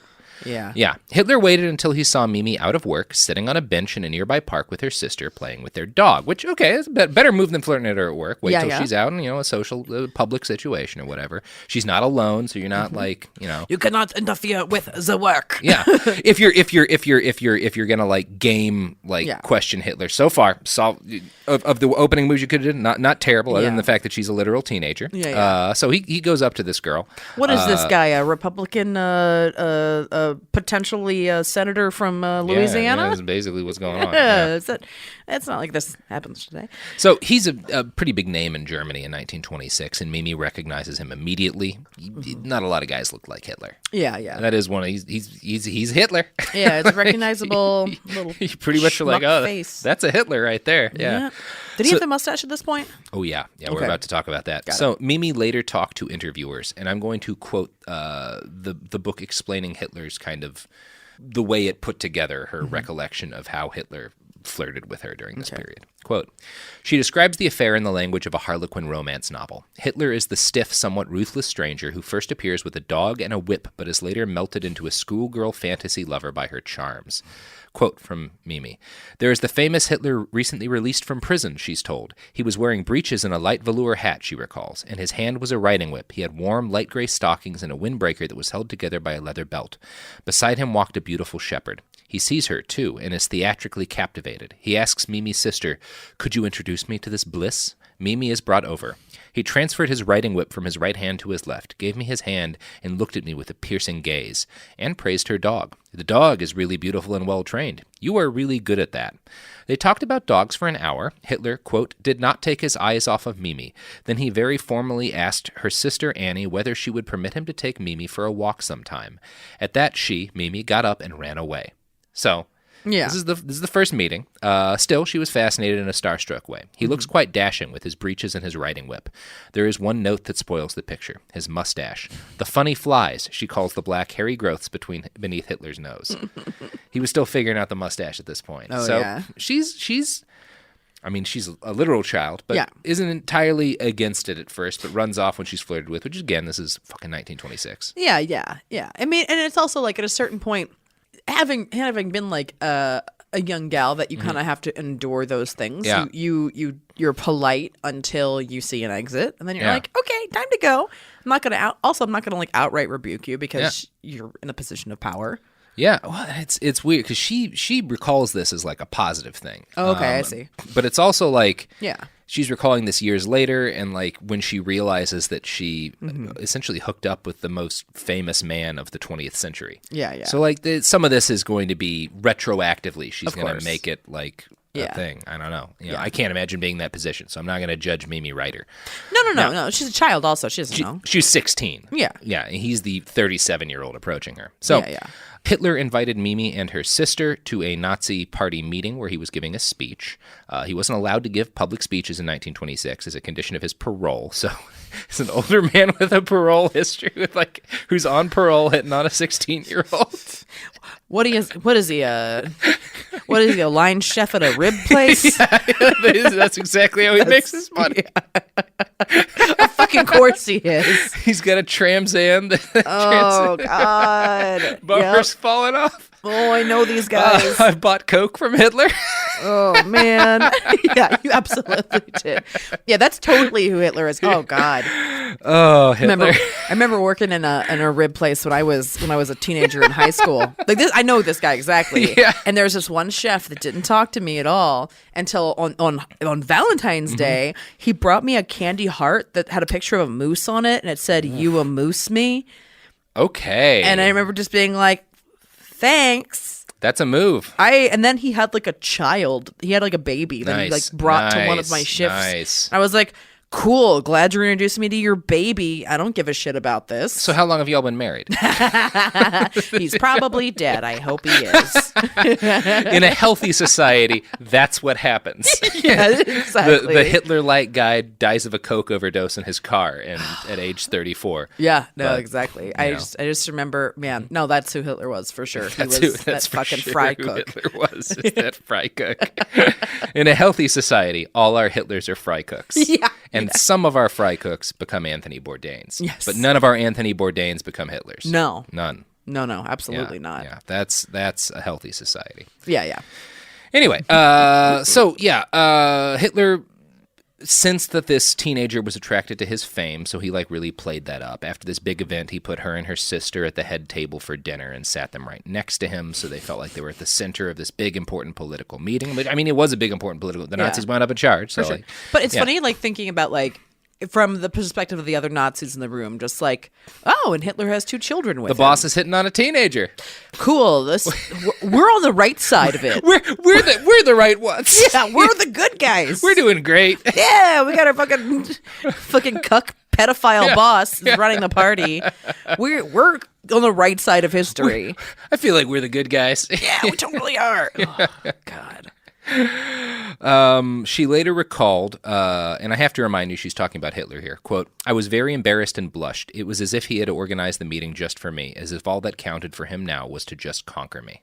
Ugh.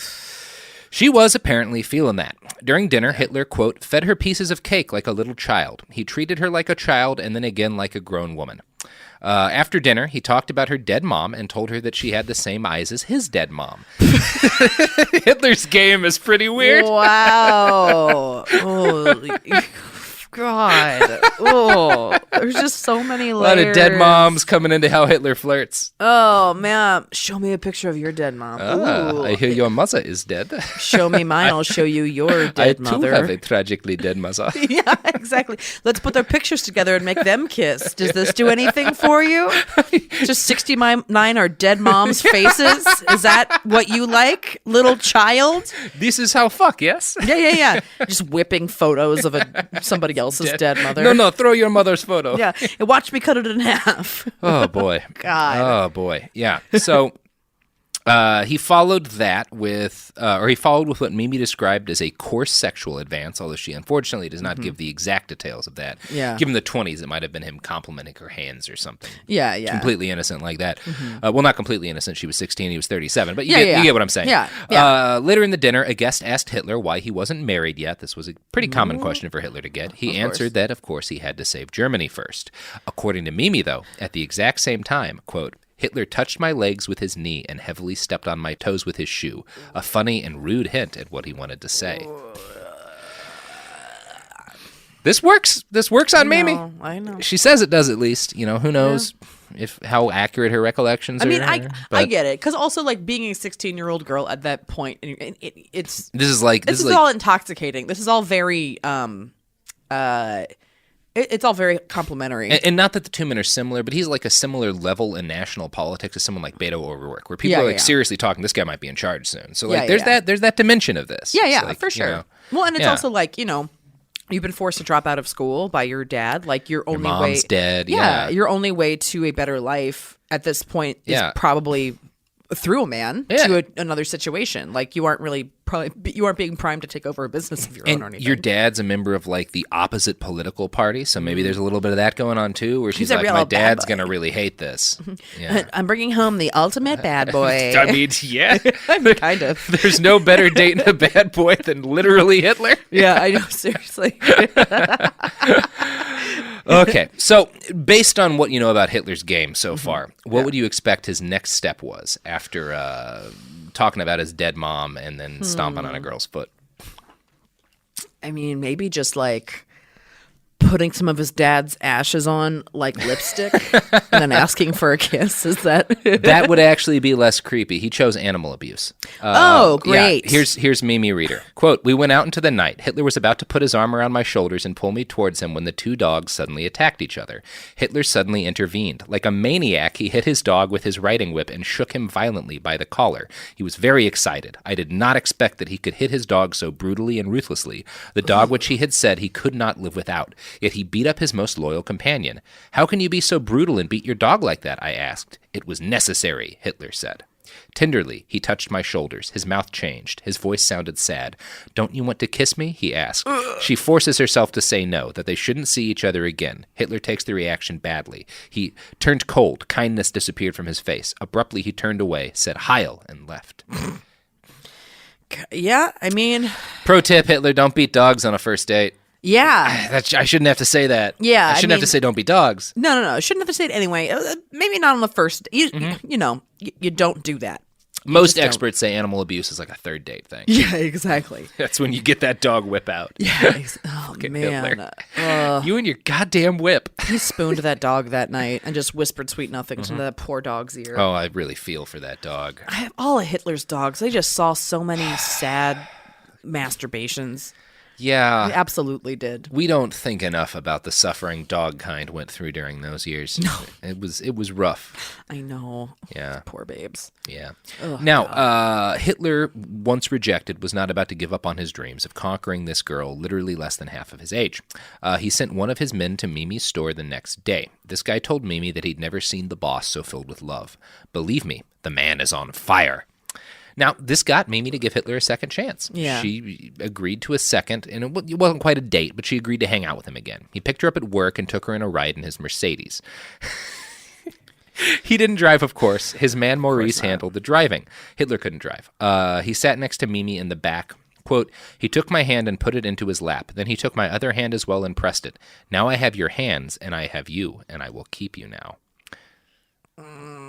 You're not a big fan of Hitler's moves? I don't like his moves. Okay. I don't like what Mimi needed. She needed like a Wilson through the fence to give her some advice. Yeah, an older man going like, "Oh, you shouldn't be dating 37-year-old Nazis." Yeah. She needed somebody to be on her side here.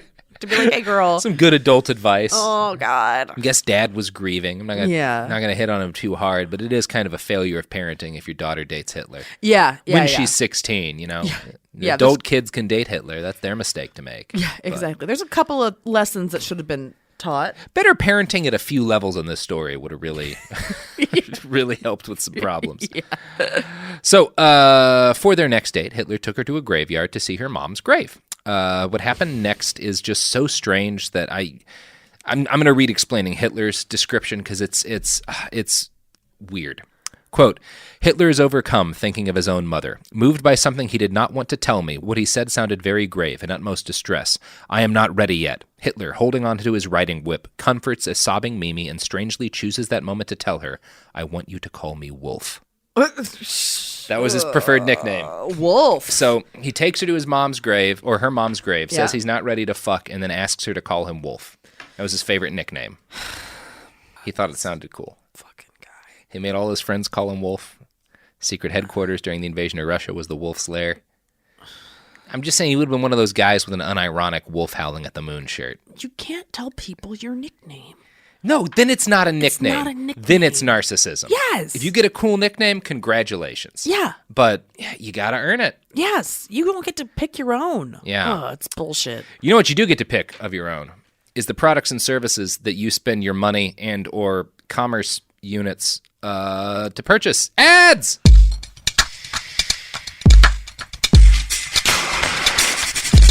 We're back.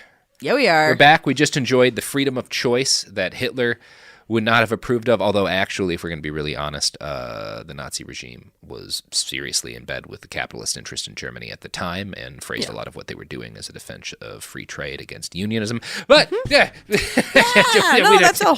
another podcast. Products and services. About his boners. Yeah, we're talking about his dick today. God. Not the entanglements of fascism and capitalism throughout history. His little wolf. Modern day. Yeah. His little wolf. Wolfie. Wolfie. So on their fourth date, Hitler decided to make his move on Mimi Reeder. He took her out for a walk in the woods and said romantic things to her and then asked her to kiss him, which is, a pretty timeless move. That's a pretty classic date. I mean, to be fair, we're going from Mom's grave. Well, no, we're going from like a dinner where he's given a speech. We're going from fascist political meeting, date 1, where he beats a dog at the end. Mm-hmm. Date 2, middle-aged guy takes you on a ride in his Mercedes. Mm-hmm. Date 3, mom's grave. Yep. Tells you to call him Wolf. Wow. And then date 4, walk in the woods. Okay. I mean, the most normal of the dates so far is the walk in the woods. Yeah. It's a solid fourth date's a decent time to make that move if you're, she's 16. Jesus, Hitler. Okay. So here's Mimi. Quote, I could feel how he clenched his fists. I could see how he was fighting with himself. My child, I could squash you in my arms at this very moment. I did not resist any longer. His true self had come out. Yeah.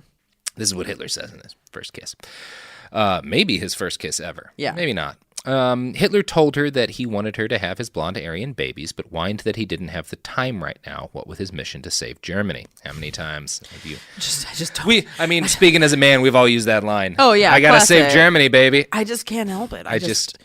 Germany, You're going to last 30 seconds, you piece of shit. Like, please, you've got the time.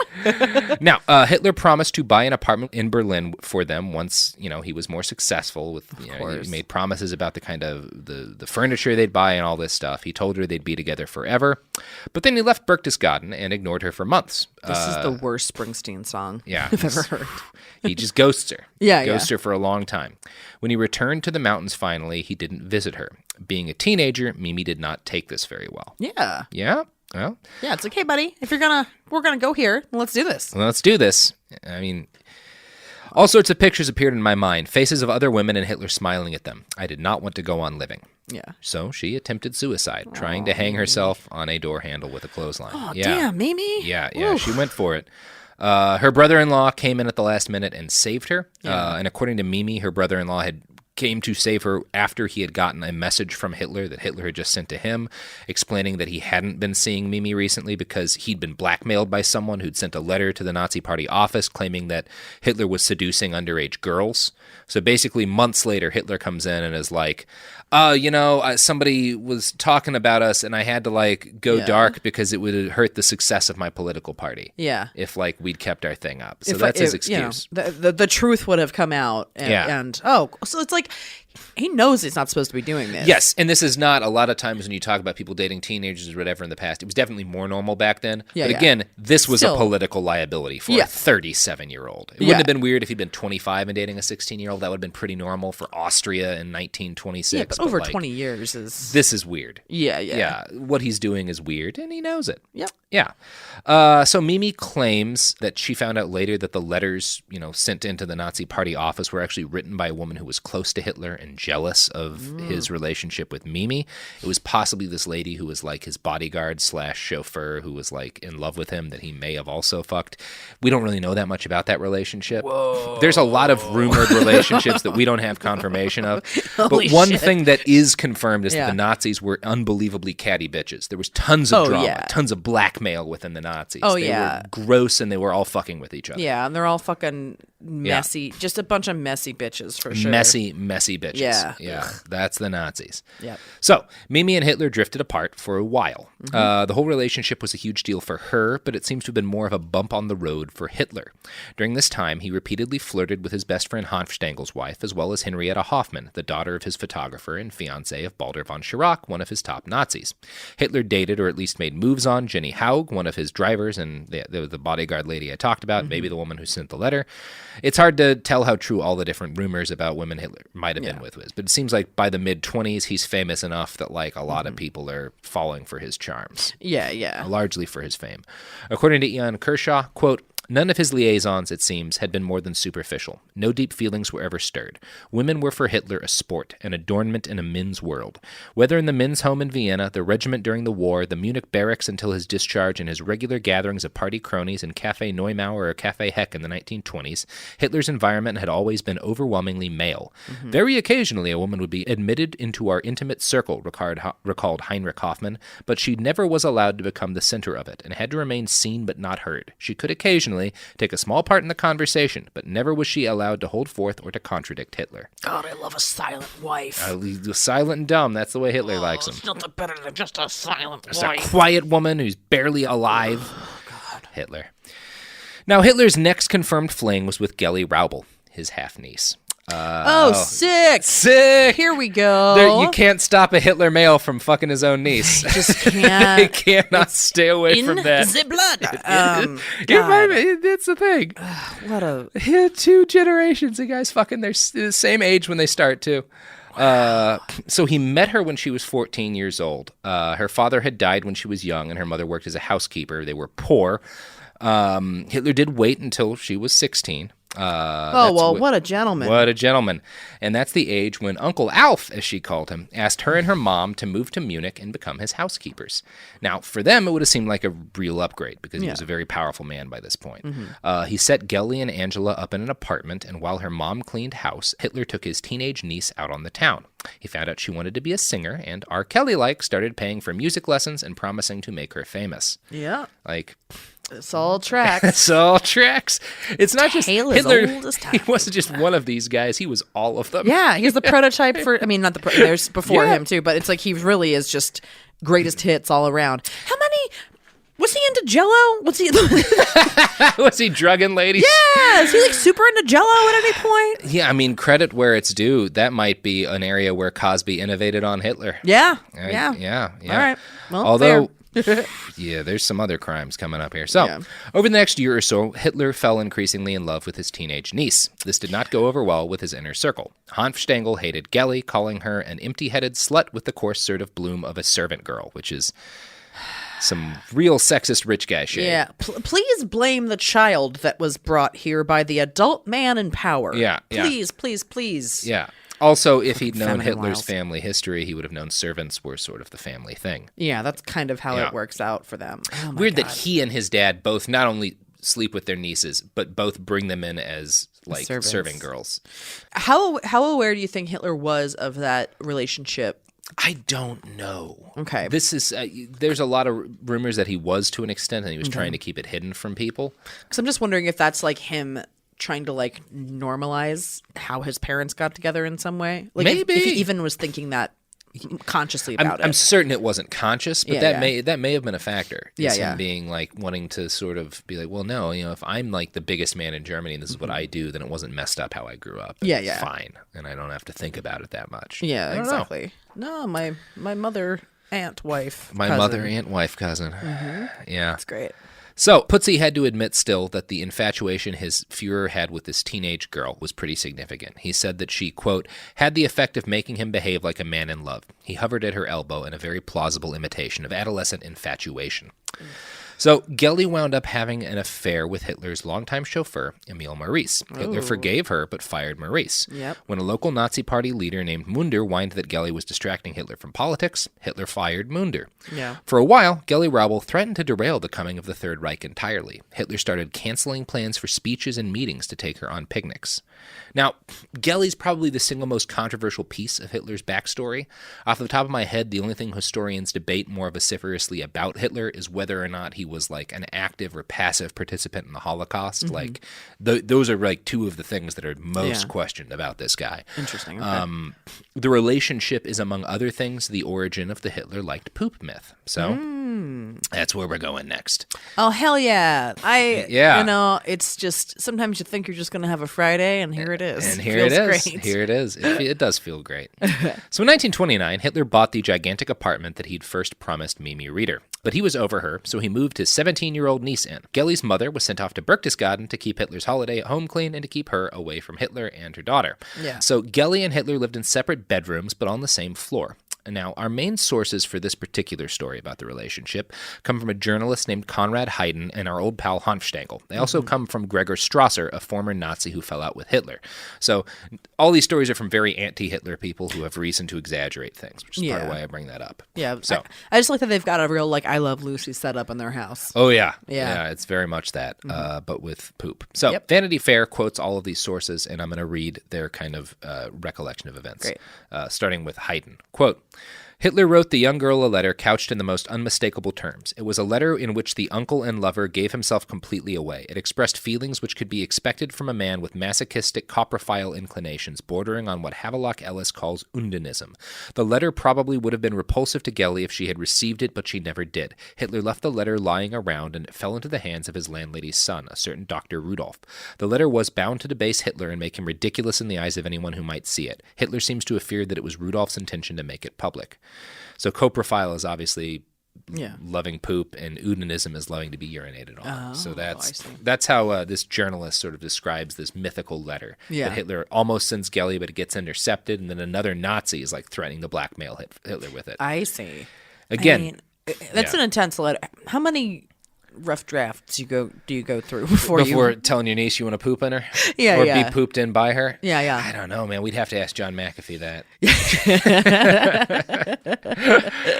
So Putzi Hanfstaengl told a pretty similar story in his biography, but he claims that the pornographic content was different. Rather than a letter about his desire to be pooped in by Gelly, Hanfstaengl claims that the thing that got intercepted was Hitler's nude sketches of his niece.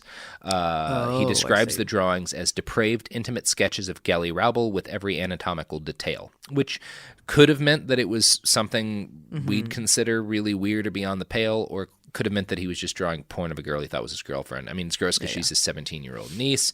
But it might not have been a poop thing. Yeah, it could just be like a nude photos or nude drawings. Yeah. Now, the most direct story we have, or most direct evidence we have of the Hitler-liked poop myth comes from Otto Strasser. Now, Otto was a leading figure in the Nazi party for a while and then fell afoul of the party. His brother, who was also a Nazi, was murdered, and Otto became like a critic of the regime. And he wrote about this in a 1940 book that he published after he had fallen out with the party. So again, grain of salt here. Otto Strasser claims that basically after a period of excitement, Gelly got bored of being Hitler's girlfriend, since Hitler believed he had to present an image of being available and married to Germany. Hitler's handlers kind of thought that Hitler's sex appeal was a big part of Nazism's draw, and if it was known that he had a girlfriend, women wouldn't vote for him, and then he wouldn't be able to win election, which they may have been right about. There's something there, I guess. Yeah. It's hard to say. Yeah. This was pretty soon after women got the vote too, so people were sexist for a lot of reasons then. Gotta vote for an available man. Sexy Hitler. Maybe if he sees my ballot, I'll get to be Mrs. Hitler. Yeah, exactly. Mrs. Hitler. So basically, Strasser claimed that Gelly was really bored all the time and was really frustrated and depressed at not being able to go out with her boyfriend. And finally, Hitler allowed him, Strasser, to take Gelly out to a Mardi Gras party because he was like, okay, I'll let you do something, but I can't go with you because it'll look bad. So you go with my friend. Yeah. So Strasser claims that during this party, they were sitting down at a table and talking, and she opened up to him with a very emotional horror story. Ooh. Quote from Strasser: Hitler made her undress while he would lie down on the floor. Then she would have to squat down over his face where he could examine her at close range, and this made him very excited. When the excitement reached its peak, he demanded that she urinate on him, and that gave him his sexual pleasure. Gelly said the whole performance was extremely disgusting to her, and although it was sexually stimulating, it gave her no gratification. So... Cool. What a party. These German parties, man. Goddamn. Yeah. And again, Strasser hated Hitler by that point and may have just been trying to slander his name. Other reports of Gelly and Hitler's relationship say that it was about as normal as a sexual liaison between a niece and her uncle could be. We don't know what they got up to. What we do know is that in 1931, at the cusp of Hitler reaching power, Mimi Reeder came back into his life. This is while he's living with Gelly. She's a legal age this time and not even... related to him. Yeah, she's 18 now. Wow. Yeah. Okay. So while Hitler's living with and banging his niece, Mimi Reeder comes, into town. She'd married a guy in the intervening years, but dumped him, a little bit in, and basically traveled to Munich for a Hitler booty call. Yeah. So this is her version of events as described by the book Explaining Hitler. She, quote, calls Hitler's adjutant, Julius Schaub, informed that Mimi is in town. Hitler tells Schaub, bring her over. Mimi places the episode that follows in the summer of 1931 when Hitler was living in his big new apartment with Gelly Raubel. Now Mimi claims that during this visit, I let everything happen. So they had sex. This is one of the first confirmations we have, and she doesn't give us a lot of detail about this. But we know that Hitler has a booty call with Mimi in early, summer or whatever, 1931, and then not a whole long while later, maybe just a couple of weeks, maybe a few days, Gelly Raubel commits suicide. Oh. Yeah. Yikes. Now, there are a number of theories as to why. Ooh. One says she was jealous that Hitler had slept with Mimi, and being 19 at the time, took the most dramatic revenge she could imagine. Yeah. Another theory says she started an affair with a Jewish dance teacher in Vienna and was about to leave Hitler, and so he had her murdered. Some of the versions say that he murdered her himself.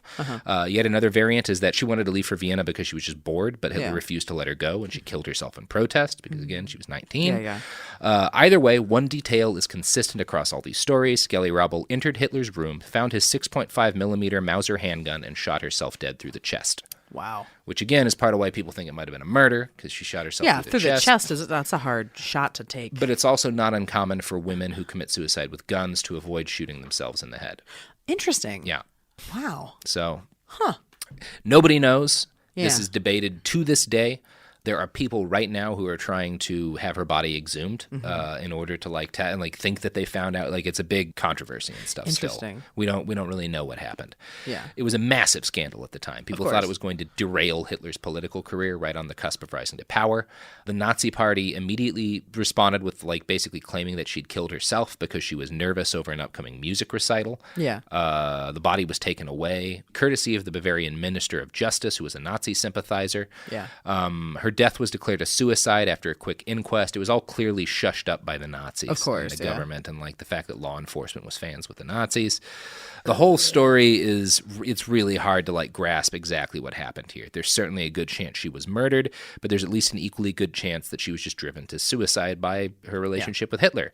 Well, and she'd also been so isolated at this point. Your whole world is this guy, and he doesn't let you leave anywhere. And it's I can see learning about him screwing Mimi when she's living with him could have made her commit suicide. I can see how she might not have known that at all and have just been fed up by it. Yeah, for sure. Yeah.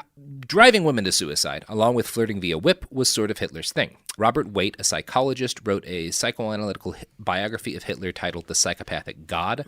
Now, Waite is the first guy who got Langer's OSS report declassified, and he's definitely a member of the Hitler was into weird shit sexually camp.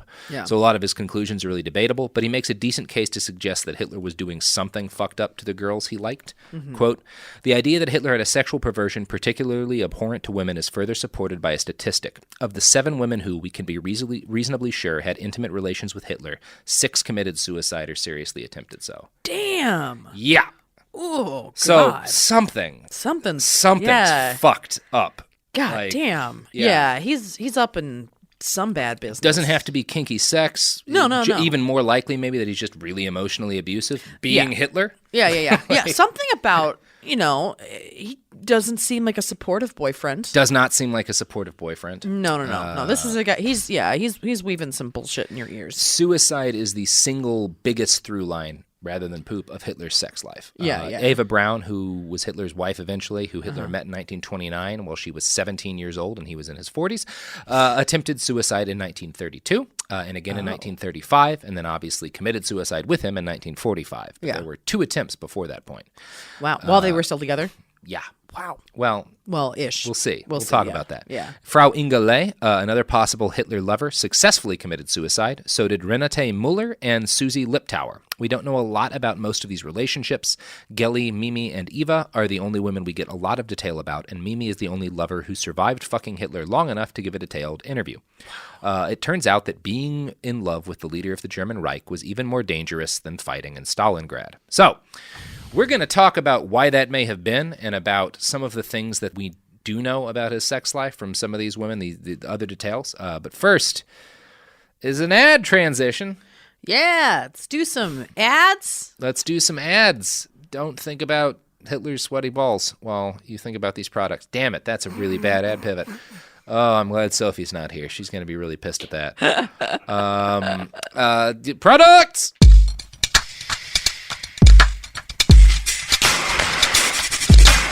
We're back.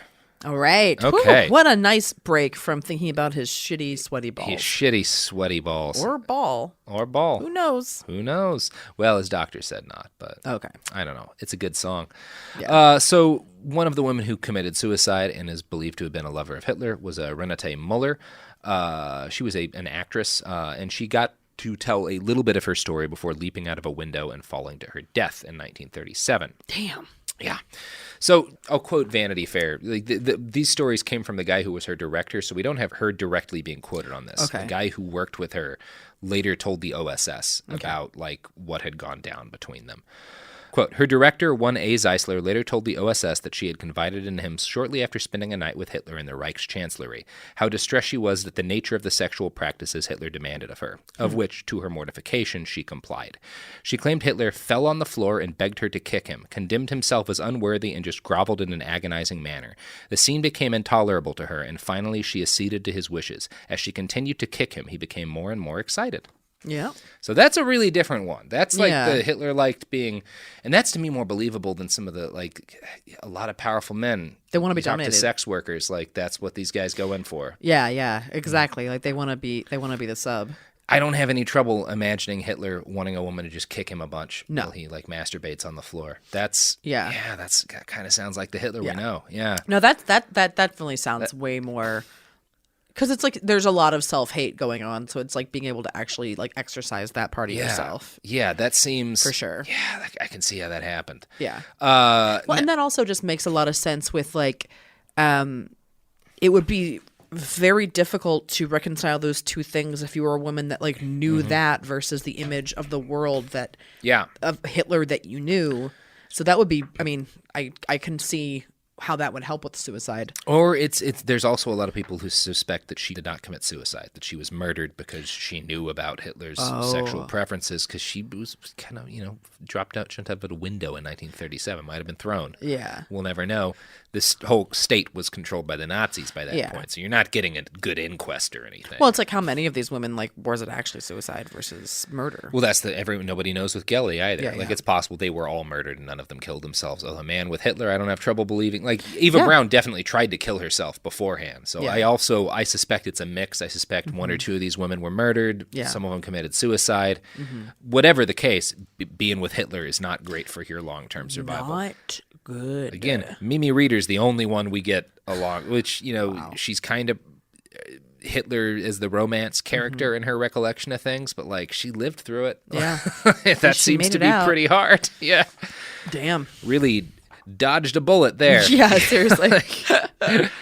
Bullet Eva Braun did not dodge. Now, I think people who focus too much on the possibility of sexual deviance in Hitler kind of might have some kind of bad intentions under the surface. I feel like focusing on that, on like the weird sex aspect of things, is a way to make him seem less scary. Like calling him a sexual serial killer actually makes him less scary, because if Hitler's like a serial killer doing all of these things because he's just Jeffrey Dahmer in charge of a nation, or if he's some poop-fiending sex monster, then he's not a normal human being like all of us. Yeah, exactly. Yeah. Well, and it's also like that's also demonizing those sexual practices where it's like, your kinks are your kinks as long as they're consensual. There's something the matter with them. Whether or not Hitler was pooping in people's mouths, a lot of people who didn't become Hitler were pooping in each other's mouths. Yes. And it's fine. Yeah. Now, Martin Amis, a best-selling English author, is very much a proponent of the weird sex view of Hitler. He was behind one of these recent waves of Hitler kink stories, one that hit back in 2014, because during a speech he started making claims that he believed, he basically claimed that this was a typical sexual encounter in the life of Adolf Hitler. Okay. Quote, he would fortify his underpants with clean serviettes and napkins, and then he would go into some sort of excitation with Eva Braun staying at a safe distance. So Amos believes that, and I'm going to quote from an article about him, there are three schools of thought when it comes to Hitler's sexuality. One is normality, which Amos says that he can be immediately thrown out because it is impossible to see Hitler as a considerate and energetic lover. The next one is asexuality, and the third is perversion. Yeah. Now, this belief is in line with what spurned Nazis like Hanfstaengl and Strasser claim, and is also in line with the Langer report, but very much out of line with the recollections of Mimi Reeder, who probably did fuck him and says that he was pretty normal. Outside, like he was a weird guy, but like in terms of the way he fucked, nothing that crazy. Hitler's sister Paula does believe Mimi Reeder was like the love of Hitler's life, and a lot of other people will say that Gelly was the love of his life. It's impossible to know. Maybe he never cared that much about any of them. I don't know if he's actually capable of love. That's a great question. And one of the reasons that like Hermann Goering is one of the people who's like he was different after Gelly. Like a lot of people who wound up in trial after World War II were the biggest proponents of the Hitler totally changed after his niece killed herself. And there's some suspicion among historians that like, well, you're just trying to like make yourself seem less complicit in that. Like, no, when I got involved with this guy, he was a normal dude, and then he went crazy, and it wasn't. It was out of my hands. Also, what a way to blame it on the woman. I mean, the somersaults that people will pull to blame everything on a woman. It's amazing. Wow. And it comes down to like the ultimate example of that is not to throw shade on Simon Wiesenthal because he's a hero, but like the Hitler got syphilis from a Jewish prostitute room. It's like both blame it on a Jewish person and on a woman. There we go. Yeah. Oh, cool. That just what a neat little bow. Neat little bow we wrapped that up in. He couldn't help it. No. He's a victim. Yeah. So this, like, the attitude that Hitler was just, like, sort of irredeemably weird and like, couldn't possibly have attracted a woman naturally, and there was always strained. It's not only out of line with what, like, Mimi Reeder reported, it's out of line with, like, what his friends who didn't go on trial for war crimes reported from this stage of his life. I found an interview in Time with Karl Wilhelm Krauss, who worked as Hitler's valet for 5 years, from 34 to 39. They were, like, friendly. And here's what Krauss reported, quote, "What I can state here is that Hitler certainly did not hate women. Proof of this are the many actresses who were invited along during the early years to afternoon and evening performances. Often during our travels, he would suddenly be totally enchanted, exclaiming, 'My God, isn't that a beautiful girl?' He then turned around, making me, who was behind him, move to the side so that he had an unrestricted view behind him and could follow the lady with his gaze. If in any given place an exceptionally beautiful woman would catch his eye, Bruckner more often than not had to find out her address. After that, the lady was invited for coffee, either to Munich, Berlin, or the Obersalzberg, just so Hitler could have a chat with her." That sounds like normal famous guy. Yeah, that's normal famous guy. That sounds like fucking any rich famous guy in LA seeing a girl he thinks is cute and having someone from his entourage go down to. Oh, yeah, absolutely. That's classic. Sounds like normal famous dude behavior. John Toland talked to Emil Maurice, Hitler's longtime chauffeur, and this is the guy who made love to Gelly and then got fired. But he and Hitler were close for a long time. And despite being exiled by Hitler for fucking his niece, Emil Maurice gave a pretty reasonable appraisal of his old boss's sex life. Quote, "We chased girls together, and I used to follow him like a shadow. The two would spend time at the art academy and in artist studios admiring models posing in the nude. Calling himself Herr Wolf, Hitler would occasionally pass an evening with Maurice roaming the night spots and streets for girls. Since the latter was attractive to women, he would act as a go-between. Every so often, according to Maurice, Hitler would entertain one of these conquests by proxy in his little room. He always offered flowers, even when he was penniless, and we used to go out and admire the ballet dancers." Sounds, again, normal. No, that's all pretty He has normal. his hot friend wingman for him. Like, yeah, that's all standard. Yeah, again, these are like and this is a guy you'd expect Emil Maurice would have bad shit to say about Hitler. But, like, there's nothing about that, I don't believe. That sounds like a million guys. Yeah, there's nothing... Ultimately, there's nothing special about Hitler whatsoever. Like, it's like there's... That's the conclusion you're drawn to. Now, the last destination on our tour to Hitler's love life is, of course, his relationship with Eva Braun. Eva was, as I stated, 17 when they met. She had been educated in a convent, like Mimi Reeder, and worked at Heinrich Hoffmann, his photographer's shop. You know, she was working there when Hitler met her in 1929. Now, this is during the same year that Gelly and Hitler were supposedly in the midst of the greatest romance of his life, so they were living together and in a relationship at this point. When he meets and invites Eva Braun out to the opera, he probably started fucking her on the side while he was still with his niece, and then at one point fooling around with Mimi. So there's a point in time when Hitler's like fooling around with 3 ladies, one of whom lives with him, and not telling any of them about this. I mean, that's also standard rich guy. Yeah, that's standard rich guy shit. Yeah, exactly. Yeah. None of this is weird. Yeah. You're in the you're in the power that you've craved for so long, so you're gonna like, you know, fuck a bunch of ladies. Yeah, exactly. And like the Eva Braun's 2 suicide attempts, one of them coincides with like when Mimi would have come over and when like Gelly would have killed herself, and one of them coincides with another potential person that we think Hitler might have been fucking around with. So it's very possible that Eva Braun's early suicide attempts in 32 and 35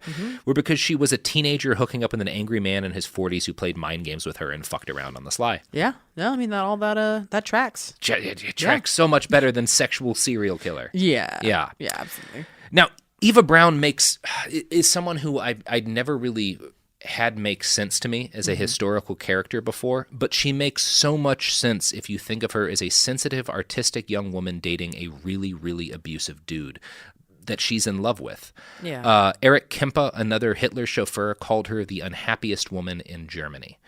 I really like Eva Braun as portrayed by the author Jane Tyne. Now, Jane is a romance writer, mostly romantic historical fiction from what I can tell, but she's also written some serious historic essays, and the one of hers that I read was pretty good. I like the way she presents Eva because, as a general rule, brilliant as they are, most of the great Hitler biographers are male and kind of suck at getting into Eva Braun's head even a little bit. So I'm going to read a quote from Jane, kind of describing Eva Braun a little differently than I'd heard her described before. Quote, "From Eva's letters, we learned that her parents disapproved and that Hitler would frequently ignore her in public, merely passing her an envelope of money until at the end of the evening. When she was finally allotted a room in the Berlin Chancellery, she was forced to use a back entrance in case anyone saw her. Hitler and his henchmen tried their hardest to keep Eva out of the spotlight and forbade any picture of her to be published because they were keen to project the idea that he was married to Germany. Yet Eva herself ensured the opposite for posterity. She was an early adopter of cinefilm and made endless home movies. Today she would have been been constantly on Facebook, Instagramming her meals and taking selfies at the Berghof. One of her more astonishing ambitions was to star one day in a biopic of her life with the man she always called Wolf. So yeah, she's sounds like a pretty normal teenager dating a famous guy. Yeah, exactly. Yeah. I also like what Jane has to say about the Hitler is weird at sex myths, because I think what she says rings true with an awful lot of the other research I've read. Quote, "It is impossible to peer behind the bedroom door, but suggestions that Hitler was sexually avoid because of his obsession with hygiene is contradicted by observers of the time who suggest that Hitler and Eva did share a bed as a couple. They had interconnecting bedrooms at the Berghof and Hitler's valet. Heinz Ling attests that they would go to bed together. While Hitler's maid, Pauline Kohler, wrote that Hitler is not strongly sexed, Eva Braun's correspondence reveals nothing unusual, certainly not on the lines of fully clothed sex, except that once war had broken out, Hitler was unable to get interested. She used to show her friends a 1938 photograph of Neville Chamberlain on a sofa in Hitler's Munich flat, saying, if only he knew what goings-on that sofa has seen." Like, we fucked on the sofa and then the Prime Minister of England sat on it. That sounds like a normal teenager. Yeah. Like, Yeah. yeah. So if you're still on the fence, if you're still on team Hitler was a kind of demonic sexual force rather than just a gross, shitty dude who wound up in power through cunning and luck and the cowardice of arrogant men, well, I'd like to read one more Hitler story. Okay. Mimi Reeder came back to Hitler after their 1931 liaison. This was in 1934, when Hitler was in power. Gellie had been dead for 3 years, her room had been turned into a shrine, and Hitler was unofficially with Eva Braun. Now, Eva doesn't live with him at this point, because of course he's got to appear married to Germany. That old ball and chain. That old ball and chain, Germany. This gave Der Fuhrer the ability to invite Mimi in when she knocked on his door. I'm going to quote from explaining Hitler's write-up of Mimi's recollections. Quote, "Once again, the relationship came to life. Once again, he asked her to stay with him as his lover. She insists she will not be part of an illicit relationship. She wanted to be married and to have children. Suddenly, Hitler had a fit of rage. He shouted, 'Why do you women only think of having children?' He kept shouting. It was around 3 a.m. that he could not take care of a woman. He shouted that he had a big mission to fulfill. They argued for 2 more hours. Then they departed, never to see each other again." Whew! Yeah. Dodged several bullets, Mimi. You really did. And... yeah. It's also so crazy because it's like, okay, you're going after women that are raised in convents, motherfucker. Like, the only purpose for sex in the Catholic Church is procreation. Yep. And then you're mad at them. Like, you're taught all the same shit. Oh, God. Yeah, I think what, like, maybe Hitler was into poop and pee, and maybe he liked sex with clothes on. Yeah. Maybe not. At the end of the day, the overwhelming picture I'm left with of Hitler is that he was the same, like, every woman has dated a shitty guy who's just like Hitler. They just didn't wind up in charge of the country. Yeah, exactly. Yeah. He's like a selfish fucking idiot dude that needs to go to therapy. He's selfish, he's famous, and he's going to take as much advantage of that as he can. Yeah. He's a habitual liar because he's fucking Hitler. Yeah. And he's emotionally abusive, and he screams when he doesn't get his way. Yeah. Like... Yeah, he's a gaslighting piece of shit. Yeah. Yeah, he's a... Yeah, Hitler turns out piece of shit. Hitler turns out piece of shit, but not like... Of course he's a bad person, but he's not... Like, what's scarier to me about this is that, like, there's nothing special about him. Yeah, he's just classic piece of shit. He's it's just not, a normal piece of shit. Yeah, it's nothing out of the ordinary. And that means... Like, the good thing that means is that, like, we as human beings will never deal with supernatural evil settling down upon the world and forcing a nightmare regime on us. Yeah. But it also means that there's millions of guys like this walking around who, if they ever got into power, have that kind of potential. Oh, exactly. It's this is the blueprint for those kind of guys. Yeah. And that's why when you look at the fucking evolution of incel culture on the internet, they're really into Nazis. Yeah. And they're really into ISIS too. They love them both. No, yeah. They love the murder and the hatred and, like, the ability to do violence on, like, a world you feel has wronged you. And yeah. They all have issues with women, and none of them fuck. Yeah, and none of them, like, ask why a woman might not be into them immediately. They all have that reaction when, like, a buddy's like, maybe just learn to dance or whatever. Like, I will not learn to dance. I will not learn to dance. That's the fucking Hitler I want people to, like, think about when they imagine what kind of man could do the things he did.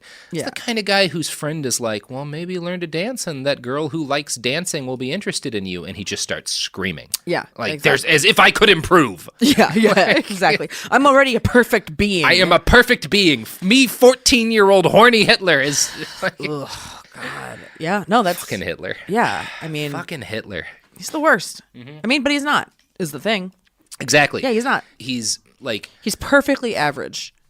yeah, he's a perfectly average, shitty person who wound up in a position of power and did the kind of things that, like, comparing him to a serial killer is wrong. Comparing him to one of these incel kids who goes on a mass shooting rampage or drives a van into a sorority house or whatever to kill, that's who to compare him to. No, yeah, that's much more accurate. Yeah, for sure. And I think that is one way to look at sort of the Holocaust, is that like it was a reaction of like anger at not winning this war and like wanting to do as much damage as you could. And there's like an attitude of that about like the destruction of Berlin, that like the reason he didn't pull out of Berlin or the reason he didn't surrender and just shoot himself that way and spare the city and people is he was like, no, if we're going to lose, all of us are going to die. Yeah. Fuck Germany. Taking everybody with Yeah. me. You didn't fight hard enough for me. Exactly. Like that was literally like some of the shit he would say, is that like if Germany doesn't win, we deserve to be destroyed. Yeah, yeah. Like he's just a shitty, angry little prick with a temper who, you know, if I mean, fuck it, man. Like, to get really dark on you, maybe in a society where young men like that go on mass shooting sprees, they're less likely to become Hitler. Like, I don't know if that's like good or whatever, but like Hitler doesn't have that option and just becomes Hitler. Yeah. Like, we're in dark territory here, but I do think he's that kind of guy. Yeah. Well, and it's also like it's being raised to think that you were special and then having that lie. Yeah.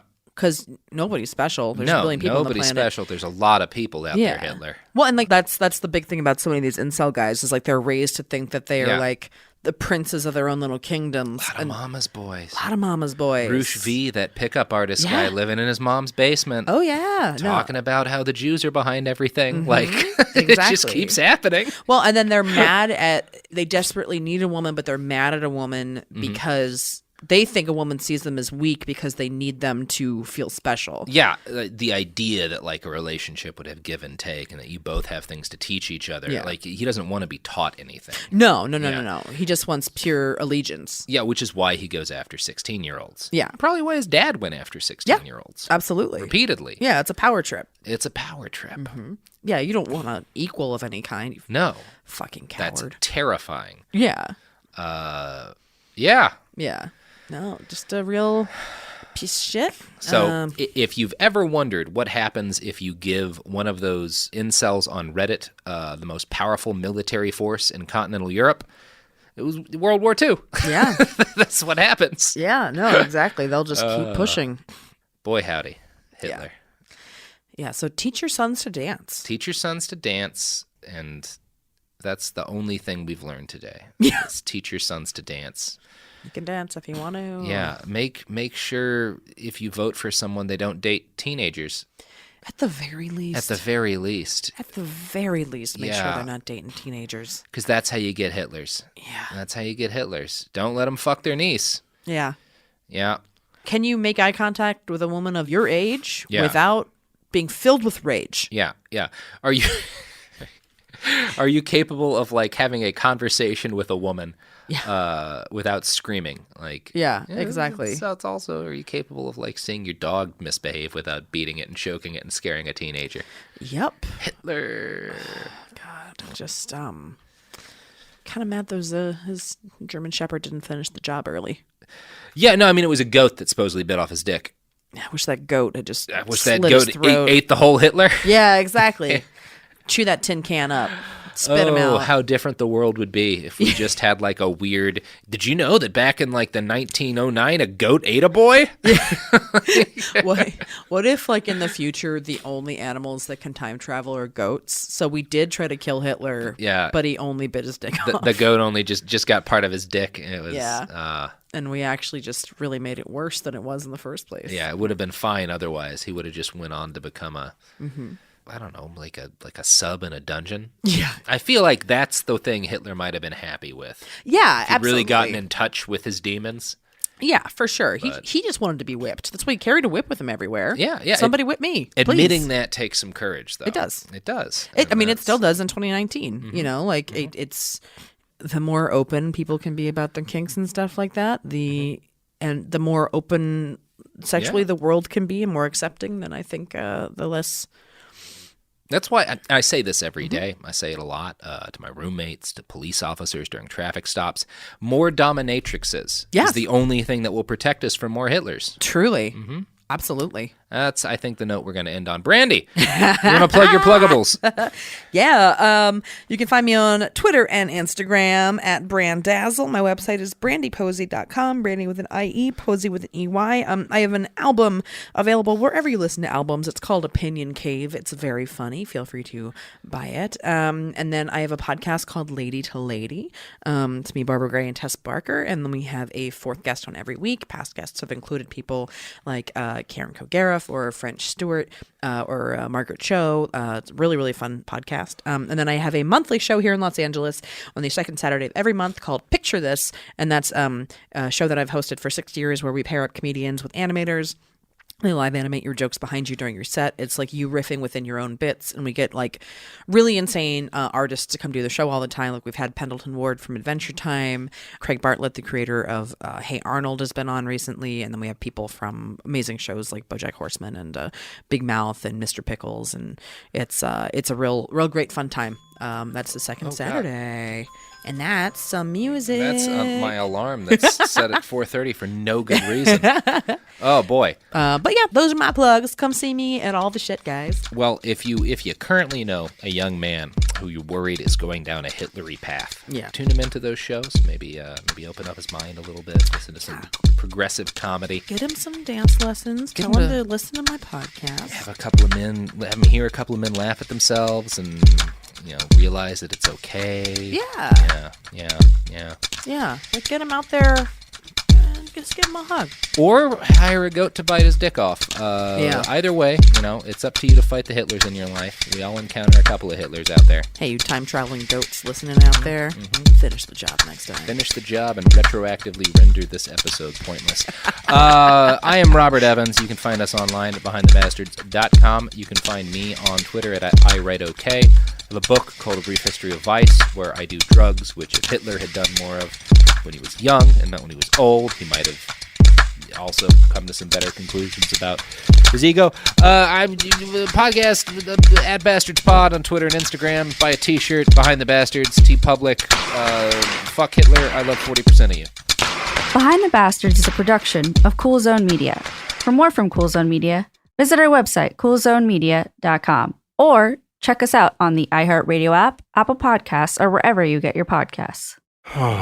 Sink into affordable luxury. Anabay is the only machine-washable sofa, inside and out. With stain-resistant slip covers and a cloud-like frame duvet, everything goes right in the wash. Plus, the modular design lets you change the look of your space anytime. Visit WashableSofas.com to upgrade your home. Shop up to 60% off site-wide, with sofas starting at just $699 and a 30-day money-back guarantee. Shop now at WashableSofas.com. Offers are subject to change, and certain restrictions may apply. In the heat of battle, your squad relies on you. Don't let them down. Unlock elite gaming tech at Lenovo.com. Dominate every match with next-level speed, seamless streaming, and performance that won't quit. Push your gameplay beyond performance with Intel Core Ultra processors for the next era of gaming. Upgrade to smooth, high-quality streaming with Intel Wi-Fi 6E and maximize game performance with enhanced overclocking. Win the tech search. Power up at Lenovo.com.